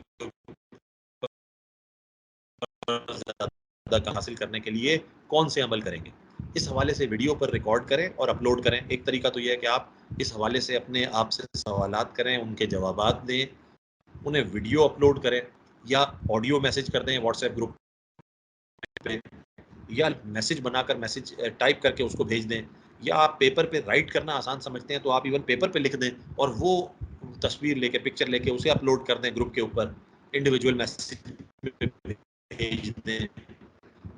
इस असाइनमेंट को करने के बहुत से तरीके हैं, लेकिन इस असाइनमेंट में करके आपने ये महसूस करना है या अज्यूम करना है कि 2003 का सियालकोट का जो वाक़या था या 2016 जो राजनपुर का बहरान था, उसमें आप उस मौके के कमांडर थे। तो आप क्या करते, कौन से स्टेप्स उठाते जिससे मस्बत नतीजे हासिल होते। ये इसका क्रक्स है इस असाइनमेंट का। अब इसके साथ हमारा आज का ये डिस्कशन कंप्लीट। आज के तज्जिए के हवाले से मैं आपसे पूछूंगा, क्योंकि आज हमने पहले भी रिकैप किया था और उसके बाद भी दरमियान में भी आपके क्वेश्चन लेने की कोशिश की थी। तो चूंकि कोई इतना अभी तक क्वेश्चन नहीं आया तो मैं आप ही को मौका दूंगा कि अगर आप में से किसी का कोई क्वेश्चन हो, कोई क्वेरी हो, कोई एक्सपीरियंस अपना शेयर करना चाहते हो आज जो चीज़ें पढ़ी हैं या कल उनसे मुताल्लिक, तो यू आर मोस्ट वेलकम, आप वो शेयर कर सकते हैं। सर ये आपने एक बात कही कि भाई हम तो अपनी हिकमत अमली बना ली कि हमने सब्जेक्ट को इस तरीके से भी करना है, बातचीत भी करनी है, उसका टाइम भी वेस्ट करना है, उसके बारे में इंक्वायरी भी करनी है, हर चीज। लेकिन सर इतनी आसानी से क्या सब्जेक्ट हम पर ट्रस्ट करेगा? क्या वो मतलब बीइंग अ पुलिस ऑफिसर, मतलब कि वो हम यूनिफॉर्म में हैं, हमने उसको घेराव में भी लिया हुआ है, हमने अपना कॉर्डन भी कर दिया है, लेकिन क्या वो हम मतलब वो मुझ पे इतना ट्रस्ट करेगा? एक पर्सन या बहुत सारे लोग, या एकदम वो एज अ कमांडर मुझ पे? यानी अगर मैं ये कहना चाह रही हूँ कि अगर कोई ऐसी मिसाल है हमारे पास रियलिटी में, हम ये मतलब कि हम ये इमेजिन ना करें, कोई है ऐसी एग्जांपल तो प्लीज वो सर जरूर बताइएगा मुझे, कि जी मुझे इतनी नॉलेज बिल्कुल नहीं है सही लेकिन। जी बिल्कुल सही कह रही हैं आप। बेसिकली ऐसे वाक़यात बहुत सी जगह मौजूद हैं। हमारे अपने मॉड्यूल्स में लोगों ने हमारे से आपसे पहले जो मॉड्यूल्स हुए उनमें पार्टिसिपेंट्स ने हमारे साथ अपने एग्जांपल्स भी शेयर किए कि कहीं कोई शख्स हथियार लेके खड़ा था और उसने कहा कि मैं खुद को भी नहीं छोड़ूंगा, इसको भी नहीं छोड़ूंगा, और उसको बातचीत के ज़रिए कन्विंस करके उससे वेपन ले लिया गया और उसने वो वेपन दे दिया। कोई खुदकुशी करने के इरादे से आ गया था, उससे बातचीत की गई, उसके मसाइल सुने गए, उसको एहसास दिलाया गया कि भाई हम आपका मसला हल करना चाहते हैं, वो आपकी बात मान गया। आप लोगों ने खुद भी बहुत से ऐसे वाक़यात देखे होंगे जहाँ पर जो अश्योरेंस दी गई तो बहुत सारे बड़े-बड़े जुलूस, बहुत से बड़े-बड़े मुज़ाहिरे ख़त्म हो गए। हमने बहुत से लोगों से बैठ कर इस तरह की बातें की हैं, पड़त में चीज़ आ गई, हमने कहा चलें मुआहिदा करते हैं, आप ख़त्म करें, आप ये जलसा ख़त्म करें, जुलूस है। आप अगर इसको इस तरह देखें कि पुलिस कितने सारे लॉ एंड ऑर्डर की सिचुएशंस को रोज़ाना डील कर रही होती है। हर लॉ एंड ऑर्डर पे तो पुलिस लाठीचार्ज नहीं कर रही होती। बहुत कम होते हैं जिन पे लाठीचार्ज की ज़रूरत पड़ती है, जिन पे फोर्स के यूज़ की ज़रूरत पड़ती है। बाकी जगहों पर क्या होता है? बाकी जगहों पर बातचीत के ज़रिए मसला हल होता है। मैंने भी एक मिसाल शेयर की थी कि वो मरी का वाक़या बताया था हमें एक ऑफिसर ने कि जी वहाँ पर रोड जैम कर दिया उन्होंने, एक पूरी कम्युनिटी थी उसने पूरा इलाका बंद कर दिया, और जब वो गए उन्होंने बातचीत की तो सिर्फ उस नेगोशिएशन की वजह से they succeeded to get those people off the road, and you know उसकी वजह से वो रोड्स भी जो है वो रिज्यूम हो गए और वहाँ ट्रैफिक भी चल पड़ी और वो सिचुएशन बिजनेस एज यूजुअल हो गया उनकी नेगोशिएशंस की वजह से, उनकी कामयाबी की वजह से। सो बहुत सारी जगहों पर पुलिस हर रोज़ इस तरह के वाक़यात में लोगों से बात कर रही होती है और उन मामलात में भी कर रही होती है जिनमें पुलिस का डायरेक्ट रोल नहीं होता। कहीं पानी ही नहीं आ रहा, नहीं आ रही, उसके लिए मुज़ाहिरे हो रहे हैं। अब उनमें पुलिस का डायरेक्ट कोई रोल नहीं है, लेकिन फिर भी जब पुलिस एश्योरेंस देती है, पुलिस ऑफिसर एश्योरेंस देता है, तो लोग उसकी एश्योरेंस के ऊपर रोड छोड़ देते हैं। ऐसे लोग होते हैं जो लाशें रख के एहतजाज कर रहे होते हैं, पुलिस उनसे बात करती है, हालांकि अगेंस्ट पुलिस ही वो आए होते हैं, लेकिन पुलिस ऑफिसर जब उनसे बात करता है, एतमाद के साथ बात करता है, उनका एतमाद जीतता है, तो फिर वो लोग पुलिस की बात सुनकर रोड भी खोल देते हैं, लाश भी लेकर चले जाते हैं और अब तदफीन करते हैं और सारा कुछ करते हैं। ये सारी चीज़ें हर वक्त हो रही होती हैं हमारे दरमियान। तो ये सारी चीज़ें इसीलिए हो रही होती हैं कि पुलिस ऑफिसर वहाँ पर नेगोशिएशंस की टैक्टिक्स को यूज़ कर रहा होता है। अभी रिसेंटली ऐसा हुआ है, पिछले कितने रोज़ की बात होगी, 2 वीक पहले की बात होगी कि वीकेंड के ऊपर एक रोड ब्लॉक हो गया था। ये जो सोराबकोट वाला मेन रोड है, ये ब्लॉक हो गया था, जो हैदराबाद से कराची की तरफ ट्रैफिक आ रही है, और ये कई घंटे इंश्योरेंस देंगे, केस दर्ज किया जाएगा, लोगों को पकड़ा जाएगा, तो उसके बाद वो लोग वहाँ से चले गए, रोड्स भी खुल गए, ट्रैफिक भी रिज्यूम हो गया, और अगले दिन उन लोगों के साथ बैठ के पुलिस ने जो है वो फातिहा भी पढ़ी और फिर कार्रवाई भी की। तो ऐसे वाक़यात तो हमारे इर्द गिर्द रोज़ हो रहे होते हैं। अगर हम इसे स्पेसिफिक वाक़ये के तौर पे देखना चाह रहे हैं जो इंटरनेशनल मीडिया पे चला हो, तो मुमकिन है इंटरनेशनल मीडिया वाला वाक़या भी बहुत ऐसे होते हैं, लेकिन मैं समझता हूँ कि पुलिस अपनी डेली रूटीन में ऐसे वाक़यात से डील कर रही होती है, और हम और आप ऑफिसर्स जो हैं वो बड़े ही अल्हम्दुलिल्लाह सक्सेसफुल वे में इनसे डील कर रहे होते हैं। तो ये कोई ऐसी हवाई बात नहीं है कि हम सिर्फ थ्योरेटिकली ये बात कर रहे हैं कि कोई हम पे ट्रस्ट कैसे करेगा। हम पे लोग ट्रस्ट करते हैं अल्हम्दुलिल्लाह, अभी भी ट्रस्ट करते हैं, इस यूनिफॉर्म पे भी ट्रस्ट करते हैं, हम पे भी ट्रस्ट करते हैं, और हम ही उनको बाद में रिलीफ भी प्रोवाइड करते हैं। ये मेरे ख्याल में दिस आंसर्स योर क्वेश्चन। तो अगर किसी और का कोई क्वेश्चन चलेंगे और आपका कोई क्वेश्चन होगा तो उसे एड्रेस करके फिर कंटिन्यू करेंगे। तो टिल देन अल्लाह ताला आप सबका हामी नासिर हो इंशाल्लाह। अल्लाह हाफिज़, कल आपके साथ मुलाकात करेंगे। अल्लाह हाफिज़, goodbye and take care. Thank you so very much for joining us tonight.